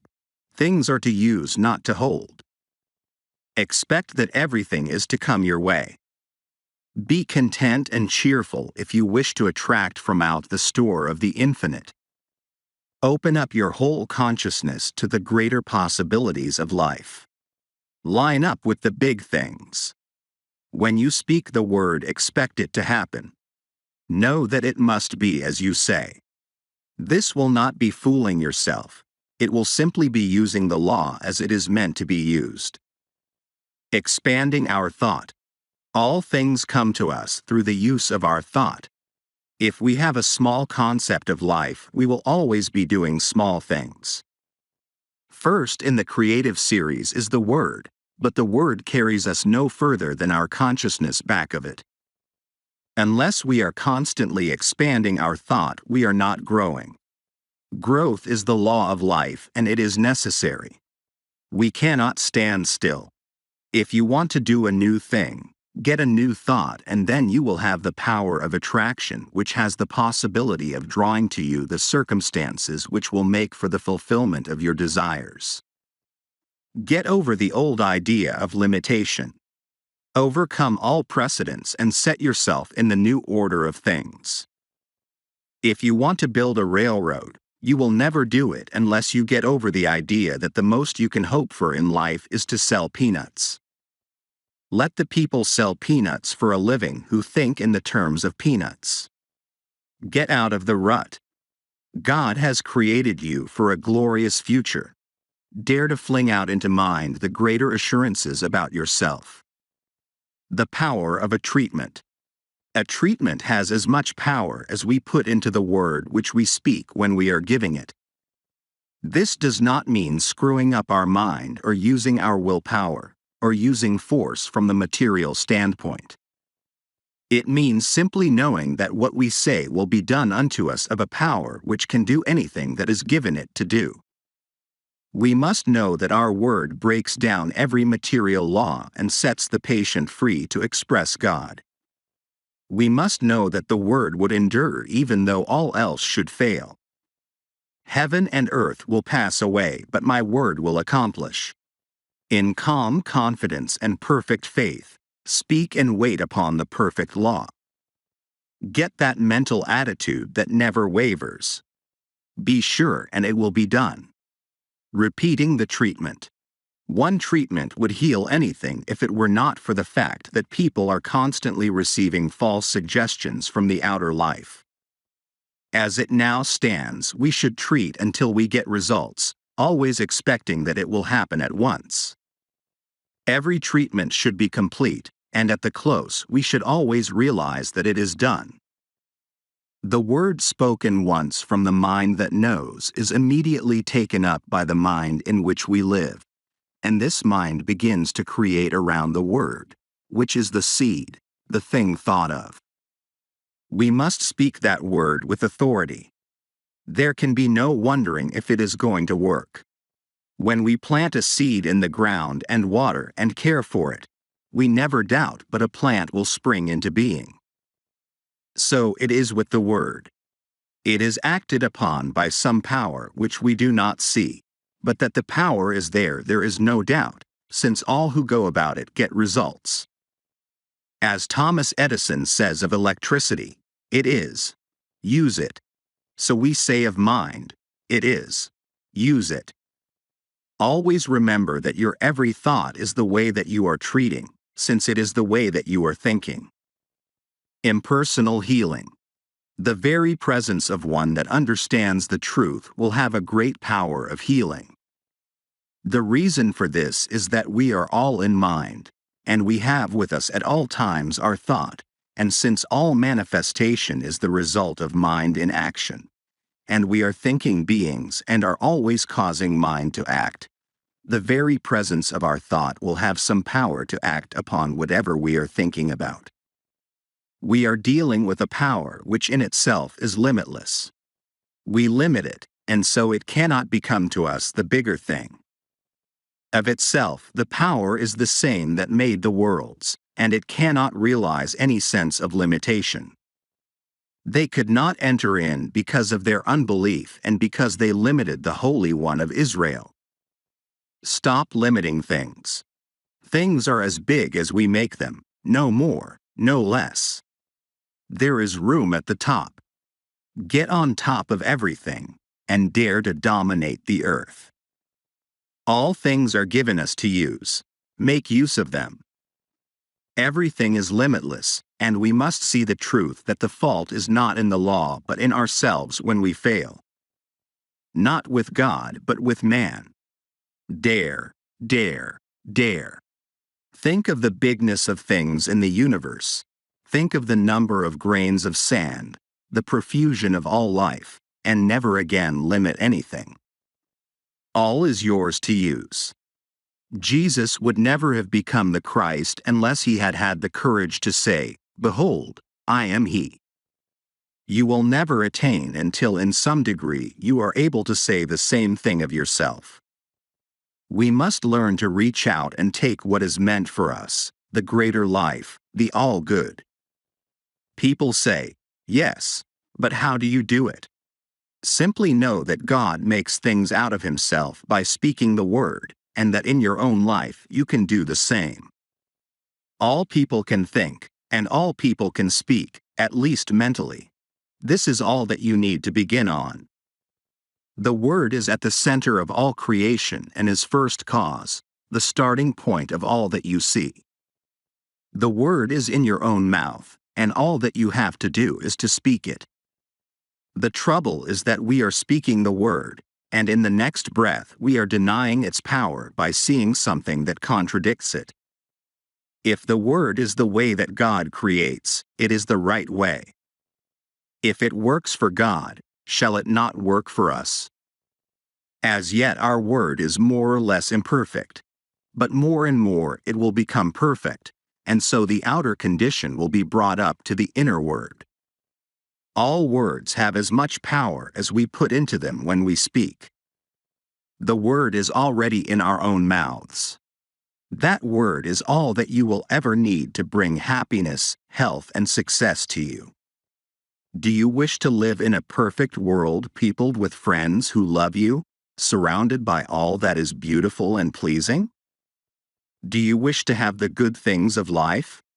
There is but one way, and that way is as sure as that the sun shines. Forget all else and think only upon what you want. Control all thought that denies the real, and as the mist disappears before the sun, so shall all adversity melt before the shining radiance of your own exalted thought. The prodigal son remained a prodigal only so long as he chose to do so. When the thought came to him to return, he was greeted by the Father with outstretched hands. So shall we find that when we turn to that world which is perfect, there will be something that will turn with us, and we shall behold the new heaven and the new earth, not in some far-off place somewhere beyond the clouds, but here and now shall we become free. We must do away with all that hinders the true growth, all the little thoughts that hinder us from becoming. Human strife comes from the thought that there is not enough to go around. Forget it. We cannot use even what we see, and what we do not see is infinite. You will rob no one by becoming prosperous, and the laws that underlie this state of being are simple and easy to understand, and not hard to attain for the one who is willing to let go of the negative state of being. Prosperity. Here are a few simple rules for prosperity that are as sure of working as that water is sure to be wet. First, remember that nothing happens by chance. All is law and all is order. You create your own laws every time you think. There is something, call it what you will, but there is a power around you that knows and that understands all things. This power works like the soil. It receives the seed of your thought and at once begins to operate upon it. It will receive whatever you give to it and will create for you and throw back at you whatever you think into it. This means that the practitioner should be very careful how he is thinking at all times. Not alone in the moments of the deeper silence are we treating our patients, but perhaps more than this, we are treating them in an impersonal way at all times. When we take a patient into our thought for a treatment, there will be a constant stream of consciousness flowing out to him, during all the time that he is in our care. We should be very careful of our thoughts as we realize the deep truths of mental action and reaction. What is the spiritual mind? What is true spirituality? Many people have asked this, and as many have answered it. I do not pretend to know more about this all-important topic than others, but to the thinking person who has come to realize that all is love, yet at the same time all is governed by law, there must be a different answer given than the one we ordinarily hear. The average religious person thinks that spirituality must manifest in some unnatural way, such as giving up all personal pleasure and becoming resigned to whatever happens. That we must give up most of what life holds here. that in some far-off future perhaps we may attain. This was not the case with the man Jesus. We have more accounts of his being at feasts and weddings and similar gatherings than at other places. His first miracle was performed at a wedding feast, and we must remember that here he even turned water into wine for the pleasure of the guests of the house. Perhaps we have made a mistake about what true spirituality means. Other people think we must live some kind of an excluded life in order to obtain. Perhaps this may be true of the weak ones. But what of the world? What of the busy street? Is it not to be saved also? Jesus spent much time with the common people as well as with the rich. And it is certain that he also spent much time alone with the Spirit. What is the Spirit, anyway? We all answer, why, of course, it is God. Where is the Spirit? It is present at all times and in all places. True spirituality must simply mean coming to realize the presence of this Spirit. It must be coming to rely upon it more than anything else. The one then who is the most spiritual is simply the one who relies the most. That is all. No matter where he is, he must rely, he must trust, he must believe. We do not have to give up anything but negative thought and act. We do not want to do anything that contradicts the forward march of the unfoldment of the Spirit, so all that we think and do must be in line with that which is right. But who shall say what is and what is not right? Remember this forever, only your own soul shall say what is right and what is wrong. To thine own self be true, and it shall follow as the night the day, thou canst not then be false to any man. Look to no one for guidance. This is the blind leading the blind. The Almighty has put the truth into your own soul. Look there and there alone for it. Many people seem to think that for a man to look spiritual, he must have no color in his face, have some kind of faraway truth. He must be peculiar either in looks or in the way he dresses. To one who knows the truth, both praise and blame sound alike, but from the human standpoint at least a person cannot help being amused at the way in which the world judges true spirituality. My idea of true spirituality is that a man should live a perfectly normal life, entering into and enjoying all in life that is clean and good. He should place himself absolutely under the divine guidance. Other than this, he will seem just like other people, neither better nor worse. Get over all kinds of unnatural thought and remember that all is good.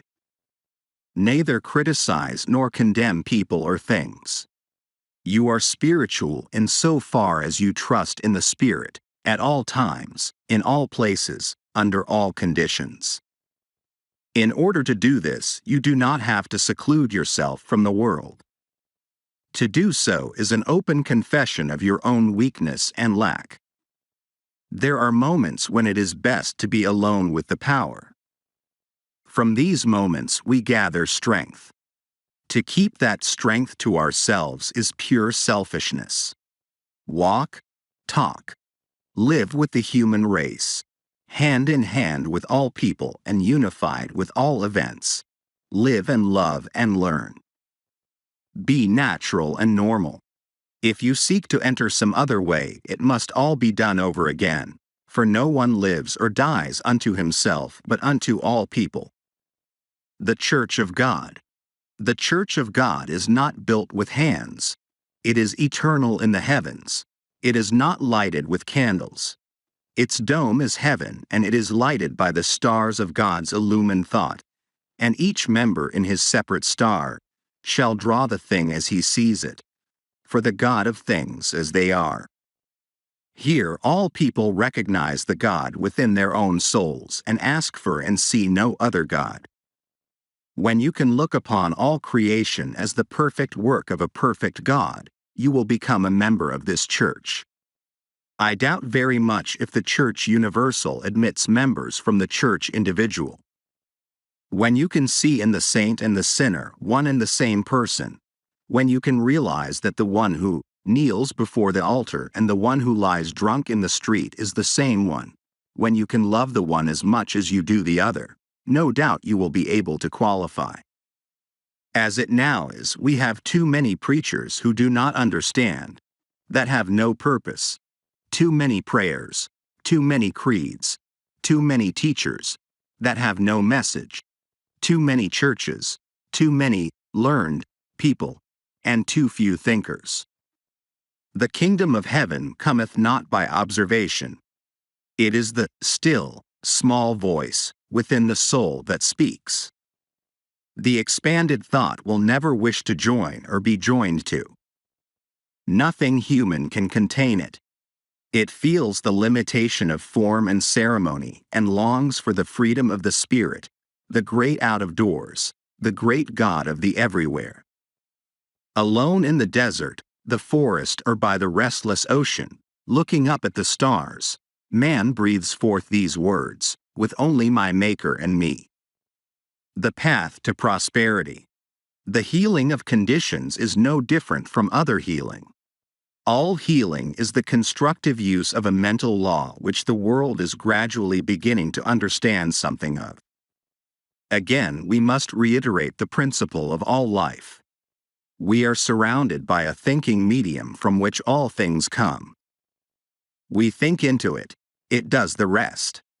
Since we are thinking beings and cannot stop thinking, and since creative mind receives our thought and cannot stop creating, it must always be making something for us. What it will make depends absolutely and only upon what we are thinking, and what we will attract will depend entirely upon our holding thought to the complete exclusion of all that would contradict it. It is not enough that we should sit down and say, I am one with infinite life. This must mean more than mere words. It must be felt. It must become an embodiment of a positive mental attitude. It is not claiming something to be true which is going to happen. It is not sending out an aspiration, or a desire, or a supplication, or a prayer. It must be the embodiment of that which knows that now it is. This is more than holding a thought. Our ability to attract will depend upon the largeness of our thought as we feel that it flows out into a great universal creative power. We are dealing with the form in thought, and not with the form in matter. We have learned that when we get the true form in thought and permeate it with the spirit of belief, we will see the thought made flesh without any further effort on our part. Thought can attract to us only that which we first mentally embody. We cannot attract to ourselves that which we are not. We can attract in the outer only that which we have first completely mentally embodied within, that which has become a part of our mental makeup, a part of our inner understanding. A man going into business will attract to himself that which he thinks about the most. If he is a barber, he will attract people who want to be shaved or have their hair cut. If he sells shoes, he will attract people who want to buy shoes. See Creative Mind and Success, by the author of the present volume. So it is with everything. We will not only do this, but we will also attract as much of anything as we mentally embody. This is apt to be overlooked in the study of metaphysics. It is not enough to say that we attract what we think. We become what we think, and what we become we will attract. Do not become merely sentimental about this. Your life is governed by more than a sentiment. It is governed by law, something that cannot be broken, something that picks up every mental attitude and does something with it. This fundamental proposition of the law should then work out into our conditions. Always remember that it does just as we think. It does not argue, it simply does the thing as we think it. Now, how are we thinking? Never ask a patient how he is feeling. Ask, how are you thinking today? This is the only thing that matters.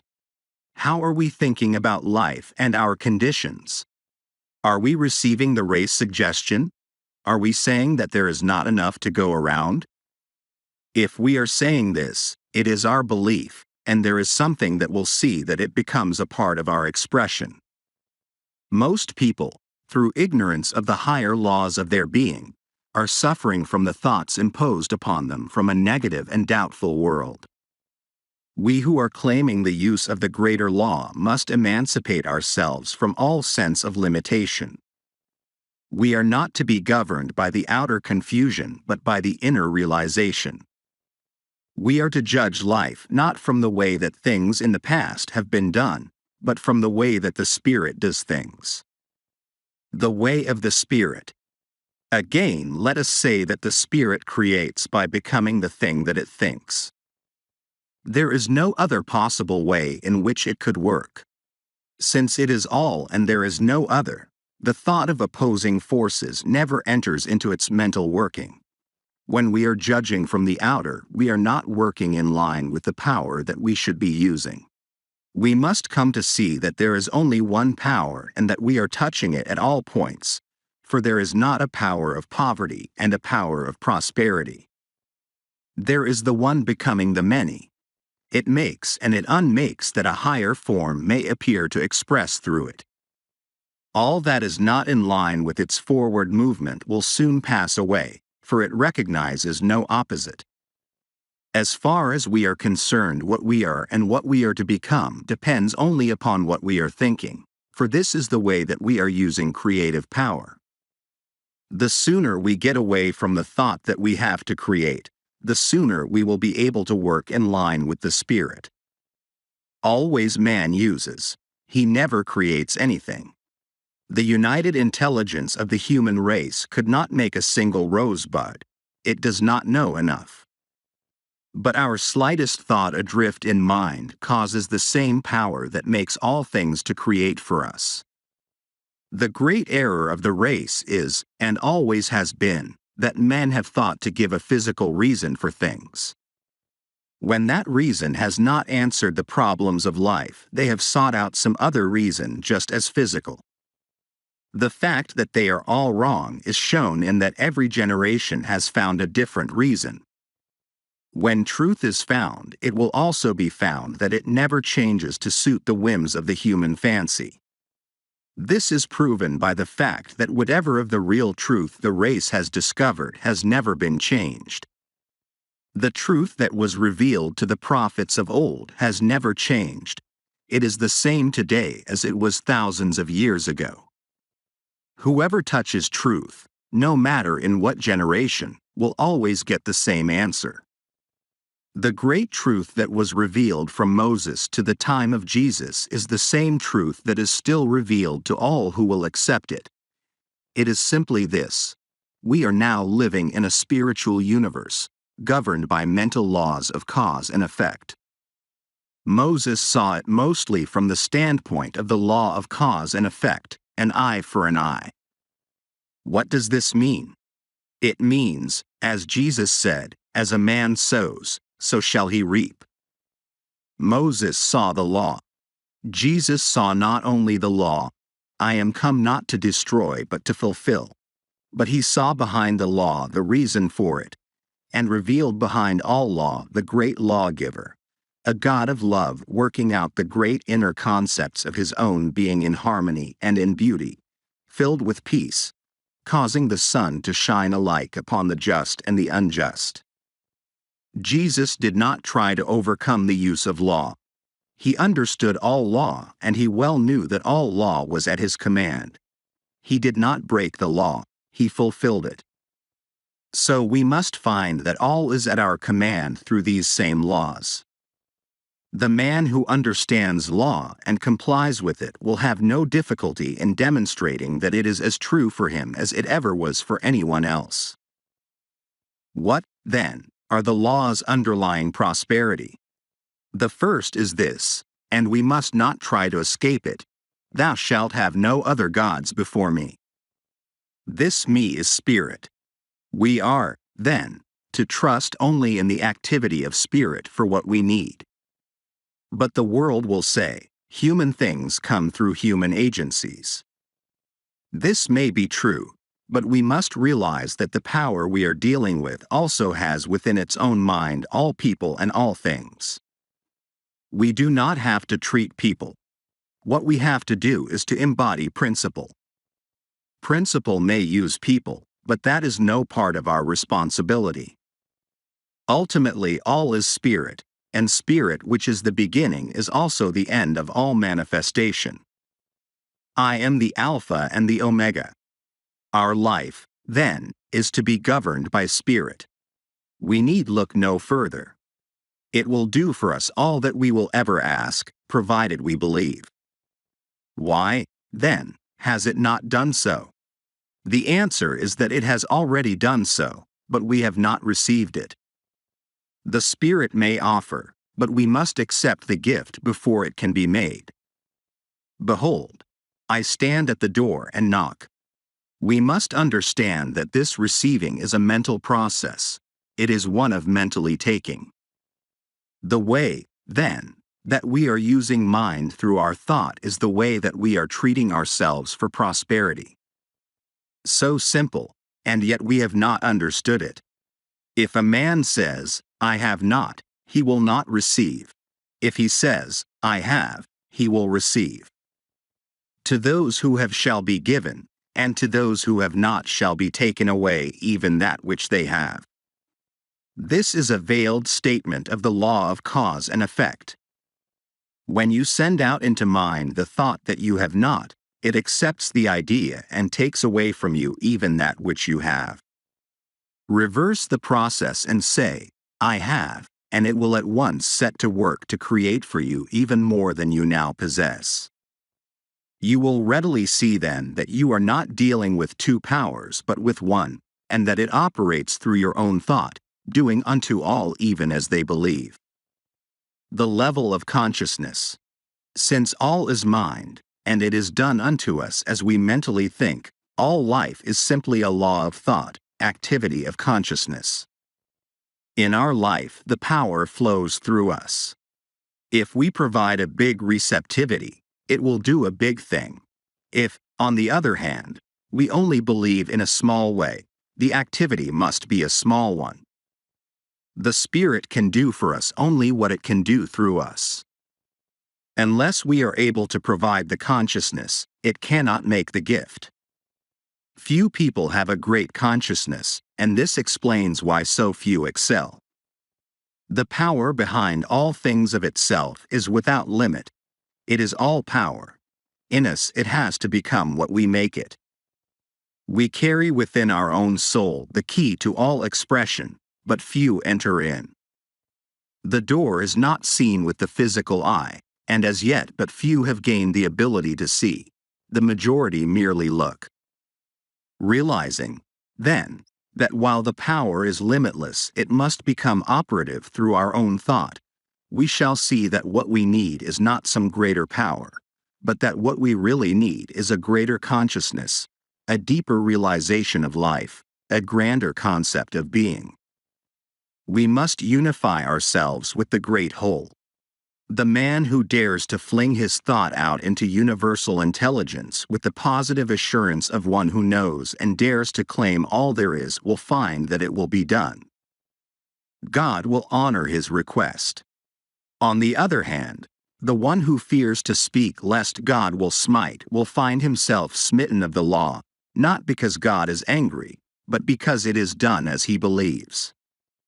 We have a right to have and should expect to have in this world all that will make for the comfort and for the luxuries of life. What matter how much we have, if we rob no other soul to get it? Shall not the power that so lavishly spreads itself out into nature give to us its highest expression, all that we can ask? We dishonor God when we claim less than all. Until we can expand our thought so that we shall be able to say also, I am, we need not expect to get great results. The soul that knows its own divinity is the great soul. Before it all else must bend. To it all else must gravitate one. Enlarge your thought processes. Away with the little personal thoughts of things, and dare to think in universal terms about all things. The universe is running over with good. It is for you, but you must believe and then take it. Do you dare to believe that your own word is invincible? When you speak it, how do you feel? Is it limitless? Is it all power? Is all power given to you in heaven and on earth? Are you one with the only power that there is? Until you can say yes to all these questions and not simply believe them but know them, you cannot hope to attain. It is useless in making a demonstration to beg for things. As well beg that water should be wet or that fire should be hot. Things are, we must take them. Your word has only the power that you put into it, no more and no less. We are all held accountable for every word that we speak because all is the action and the reaction of mind. Man is his own heaven and his own hell. We start a new enterprise and wonder what the chances of success are. Have we realized that the outer is simply the inner manifested? When we go to a new place, we shall find there only what we have taken with us. If we have taken success, we will find success. If, on the other hand, we have taken failure, we will find failure. This is the law. None can avoid it, none need try. Every living soul is a law unto his own life. There is no law but my own soul shall set. Nothing can come upon the path of the soul but that thing that the soul attracts. Practice for prosperity. Prosperity is in our own hands to do with as we will, but we will never reach it until we learn to control our thought. We must see only what we want and never allow the other things to enter. If we wish activity, we must be active in our thought.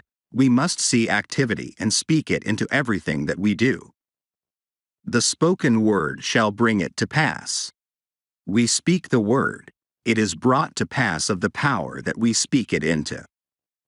We can only speak the word that we understand. The activity will correspond to our inner concepts.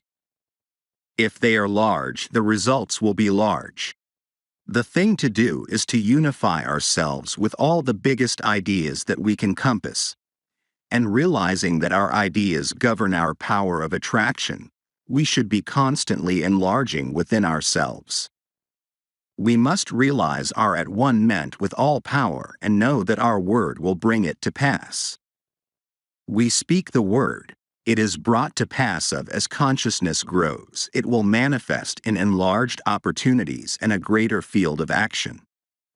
Most people think in the terms of universal powers. Feel that you are surrounded by all the power that there is when you speak and never doubt but that what you say will spring into being. We should speak right out into mind all that we desire, and believe that it will be done unto us. Never take the time to listen to those who doubt. We observe that their philosophy has done but little to save the world or themselves. Here again let the dead bury the dead and see to it that you maintain in your own thought what you want, letting go of all else. Think only what you want to happen and never let yourself get mentally lazy and sluggish taking on the suggestions of poverty and limitation. See yourself as being in the position that you desire. Mentally dwell upon it and then speak with perfect assurance that it is done. And then forget it and trust in the law. This will answer all needs. If you want to do this for someone else, all that you will need to do is to think of them and go through the same process of mind action. You will be sending out the truth for them, and mind being always active will not contradict what you have said. Remember that you cannot hope to get results unless you keep but the one idea and do not mix thoughts in your mind. All is yours, but you must take it. The taking is always a mental process. It is believing absolutely. This is divine principle. Conclusion. Principle itself is simplicity, yet it is infinite. It is infinite mind and manifestation of mind. We live in a spiritual universe governed through thought, or the word which first becomes law. This law creates what we call matter.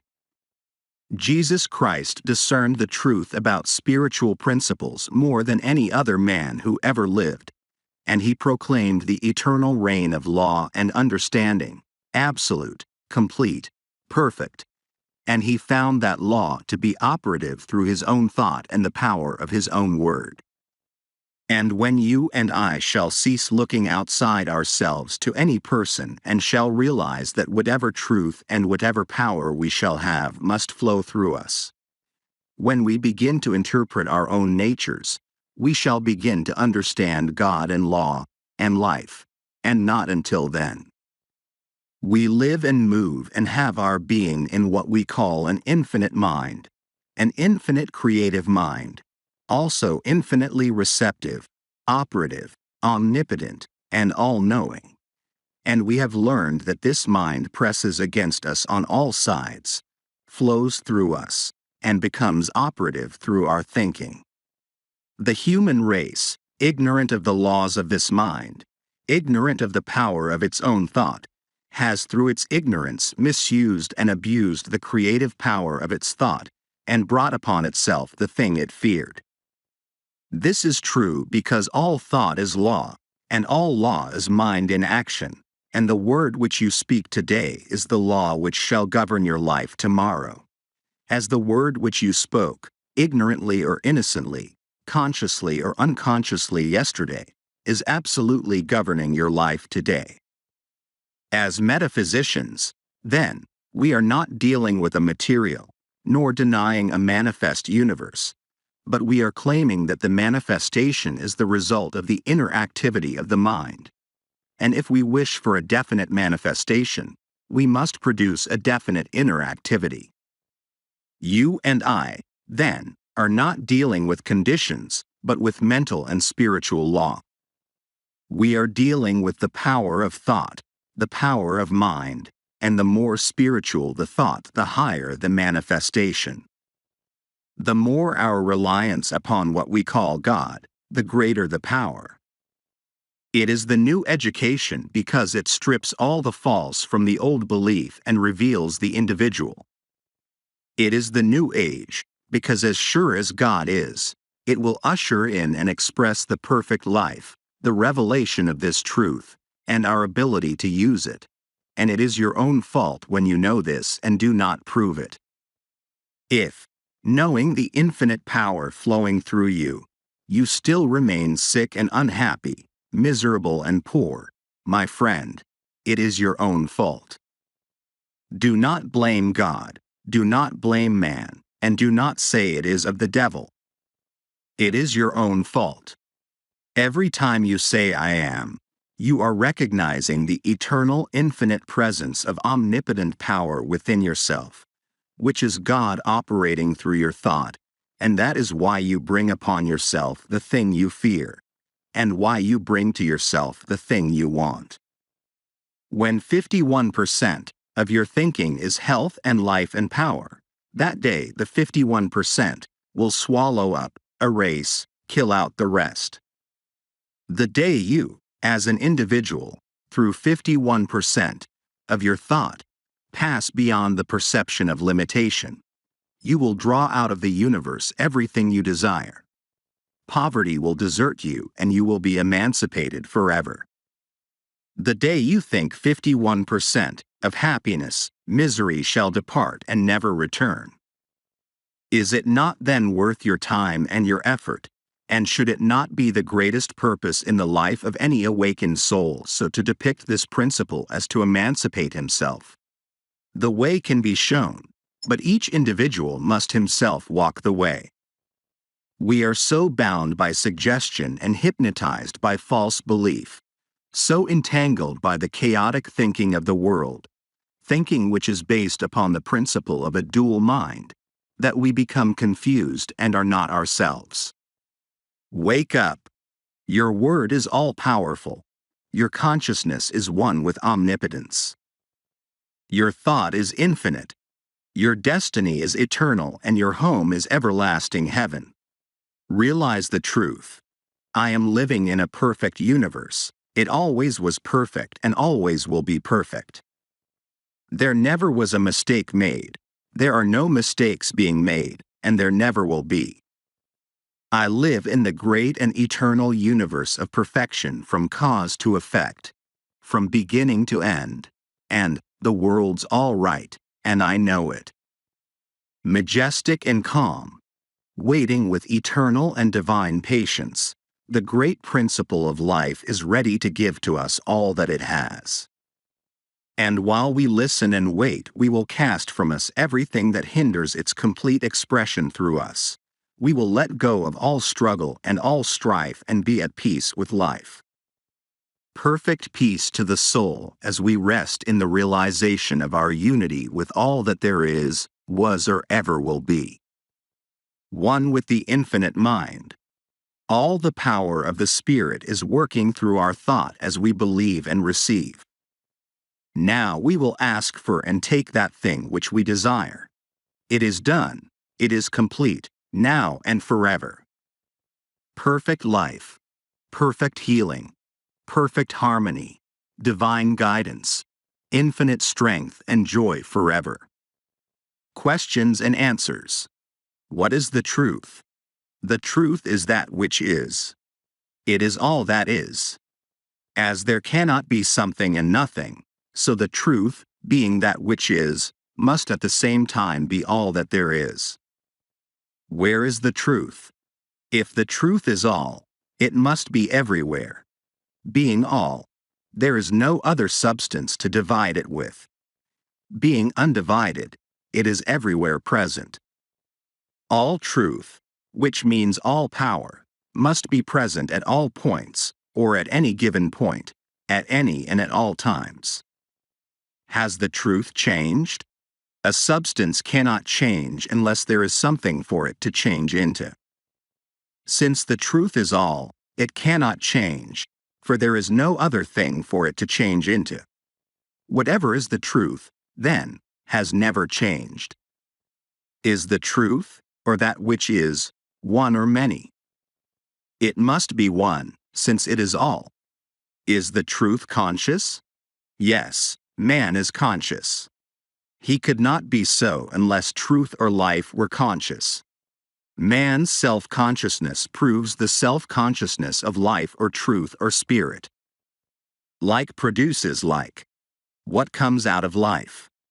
Everything that is comes out of life. If life is all, then it follows that all that is some form of life. How does life make things? Being all, it must make things out of itself. It must operate upon itself, through itself, and out of itself must make all that is made. Being conscious, it must know that it is doing this. What would we call this inner movement of life? The inner movement of life or consciousness we would call thought or the self-knowing of life or spirit.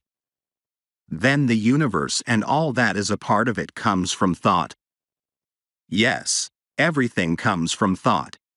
Do we not see a visible world that seems to change, and if we do, how is it that it could come from something that never changes? Yes, we do see a changing world, but back of it is a changeless substance. The thing that changes is the thought or form. The substance from which this form comes never changes. It is one and undivided, and takes form through thought in all things. We prove this when we resolve all things into one source. All material things, so-called, can be reduced into formless substance, the sole activity of which must be thought or the movement of intelligence upon itself. What causes form to change? The intelligence behind it. Is there nothing in the universe, then, but life, thought, and form? These are all. If this is true, what is physical law? Physical law is simply the result of the inner movement of life.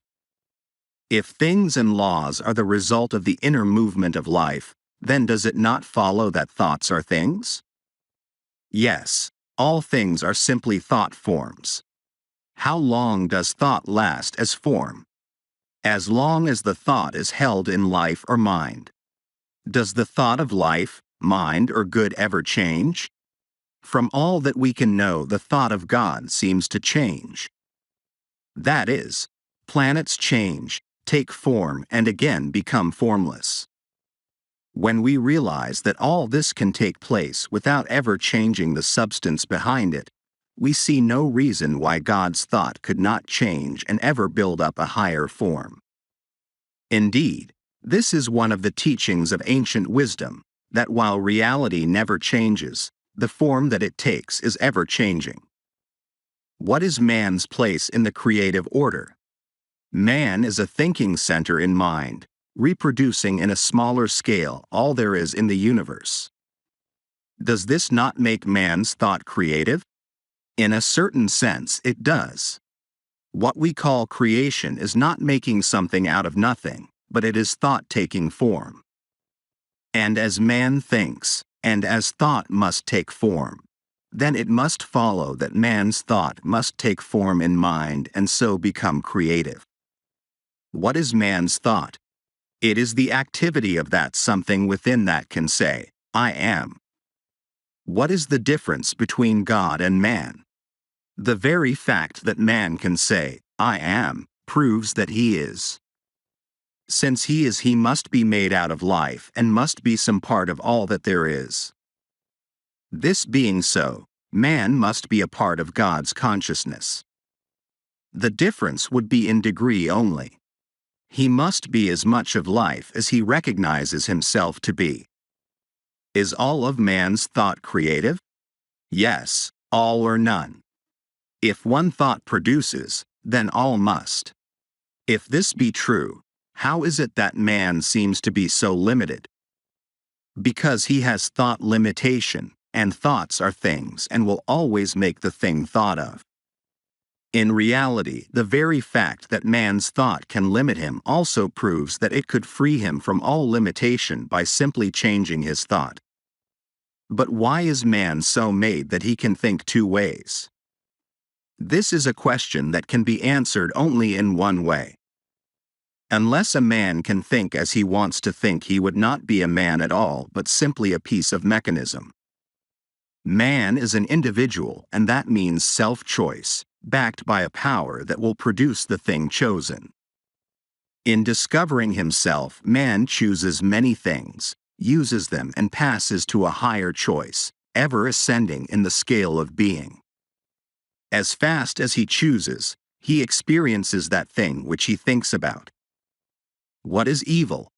Evil is the result of a lack of clear seeing, based upon a belief in two powers, and limitation, and what we call sin is the result of man's struggle to find himself. If this be true, why could we not at once begin to change our whole life by first changing our thought? We could. We would not be changing real substance, but we would be changing the form that it takes through our thought. All that we can change is the form of thought through which experiences come to us. What is the limit of man's creative use of mind? Man is limited by nothing but his own thinking, by his mental ability to conceive. What is meant by mental conception? All things are produced by thought. The thing produced from mind is first formed in thought. Thought molds mind into form. But do we not have to act? We cannot think without acting. An inactive body is the result of an inactive mind.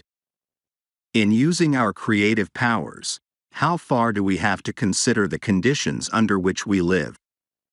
We do not have to consider them at all. Conditions are the result, the effect, and not the cause. We create them as fast as we think. How would a person start to change conditions? By first changing thought and by realizing that we are not dealing with an illusion, but with the great reality. Then by acting as though we already have what we think. How long would it take to do this? As long as it would take to let go of all negative thought and embody all positive thought. This would depend entirely upon the individual and his mental ability to control thought. What would hinder us the most? Ourselves. No one gives to us but ourselves, and no one takes from us but ourselves. Can no one else help us? Only to a limited degree. While we may be helped by those who understand the law, for a time, yet sooner or later we must ourselves take the creative responsibility of our own lives. Others may think for us for a few moments a day, but we think for ourselves all the time. But does not God help us? Yes, God helps all, but must do it through law. All's love, yet all's law. How should we pray? By giving thanks that we already have that thing that we pray for, by completely believing and by never doubting. When ye pray, believe that ye have received, and ye shall receive. We must be sure that in no way shall we think, act, or talk or read about limitation. We must all be a law unto ourselves. Definitions: God, infinite spirit, self-knowing mind, life, truth, intelligence, love, all cause and all effect. That invisible power which makes all things out of itself, by an inner action of its own thought upon itself. The visible universe. The ideas of God in expression, the body of God, expression of the divine mind. All visible life is an expression of an inner concept. Law. Mind in action.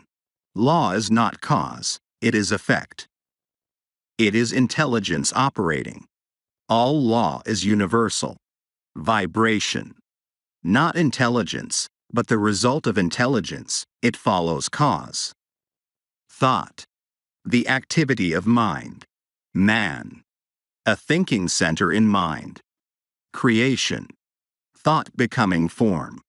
The Immaculate Conception. Sin. Lack of understanding. Righteousness.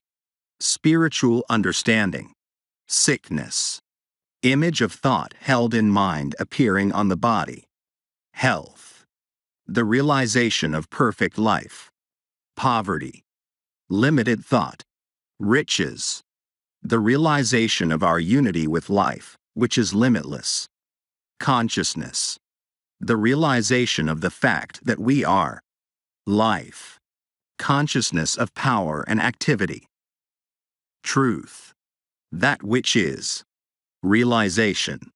An inner thought process whereby we become conscious of our unity with life. Absolute. Complete self-knowing. Causation. God, spirit, life. That which is. Intelligence. That which knows that it is. Unfoldment. The birth of ideas coming forth from mind. Illusion. Belief in two powers. Soul. The inner creative life, the feminine, receptive, creative. Sense. Not an illusion, but the faculties through which we contact life in its expression. Motion. The inner activity of life-producing manifestation. Effect. The result of inner motion. The word. The activity of thought. Faith. Positive mental activity. Fear. Negative mental activity. Attraction. The drawing power of thought. Unity. One mind flowing through all and in all. Objective. Life in its outer form. Subjective. Life in its inner thought or form. Karma. The law of cause and effect. The result of past thought and action binding the ignorant and freeing the wise. Multiplicity. The bringing forth from the one of an infinite variety of form, color, and motion. Treatment. The mental and spiritual activity of thought for a definite end. Demonstration. The result of correct thinking. Heaven. The atmosphere of correct thought. Hell. The atmosphere of false thinking. Peace. Mind resting in the realization that it is all. Poise. An inner calm which never fears. Power. The result of the union of peace and poise.